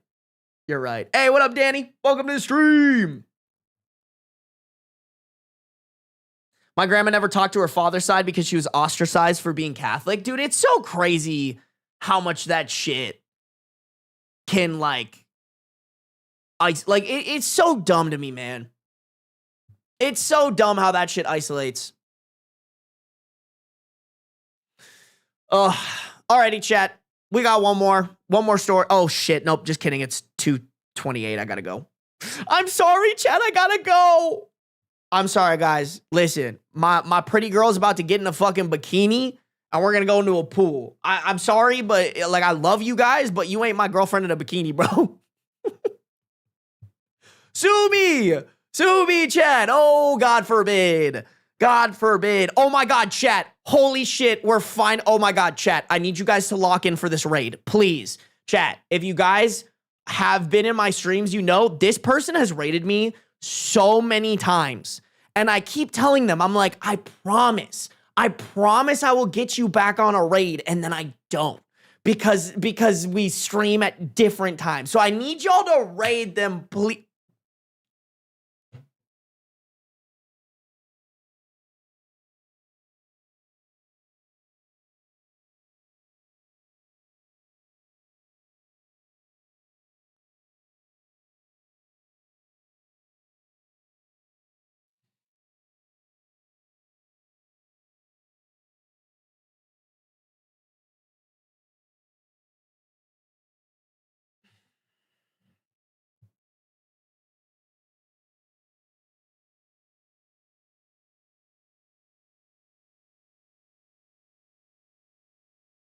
Did they just raid me? Oh my god. Oh my god, bro. I can't believe it.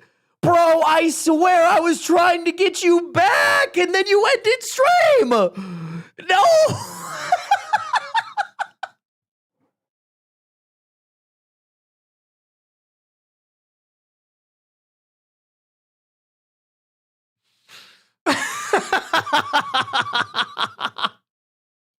Every day is a good day. Thank you for raiding me with a party of 14. I promise I'm trying to raid you back. I swear. I swear. I was trying my best. Oh. I tried my best, chat. I really did. I really did. I was doing my best. All right, chat. We're going to raid Kai. We're going to raid Kai, bro. Oh shit. Yap, too close to the sun. No, for real. Every day is a good day. I will get you one of these days. I swear. Pinky swear. I tried so hard, but got so far. And in the end, it doesn't even matter. Alrighty, chat. I'm going to go live again tomorrow. All right. I love y'all. Good to be back home. We will continue to read more and more Reddit stories. I appreciate y'all. Have a good one. Bye. Go tell Kai she's a cud. A cud? You know what? Tell her she's a cud, not a chud.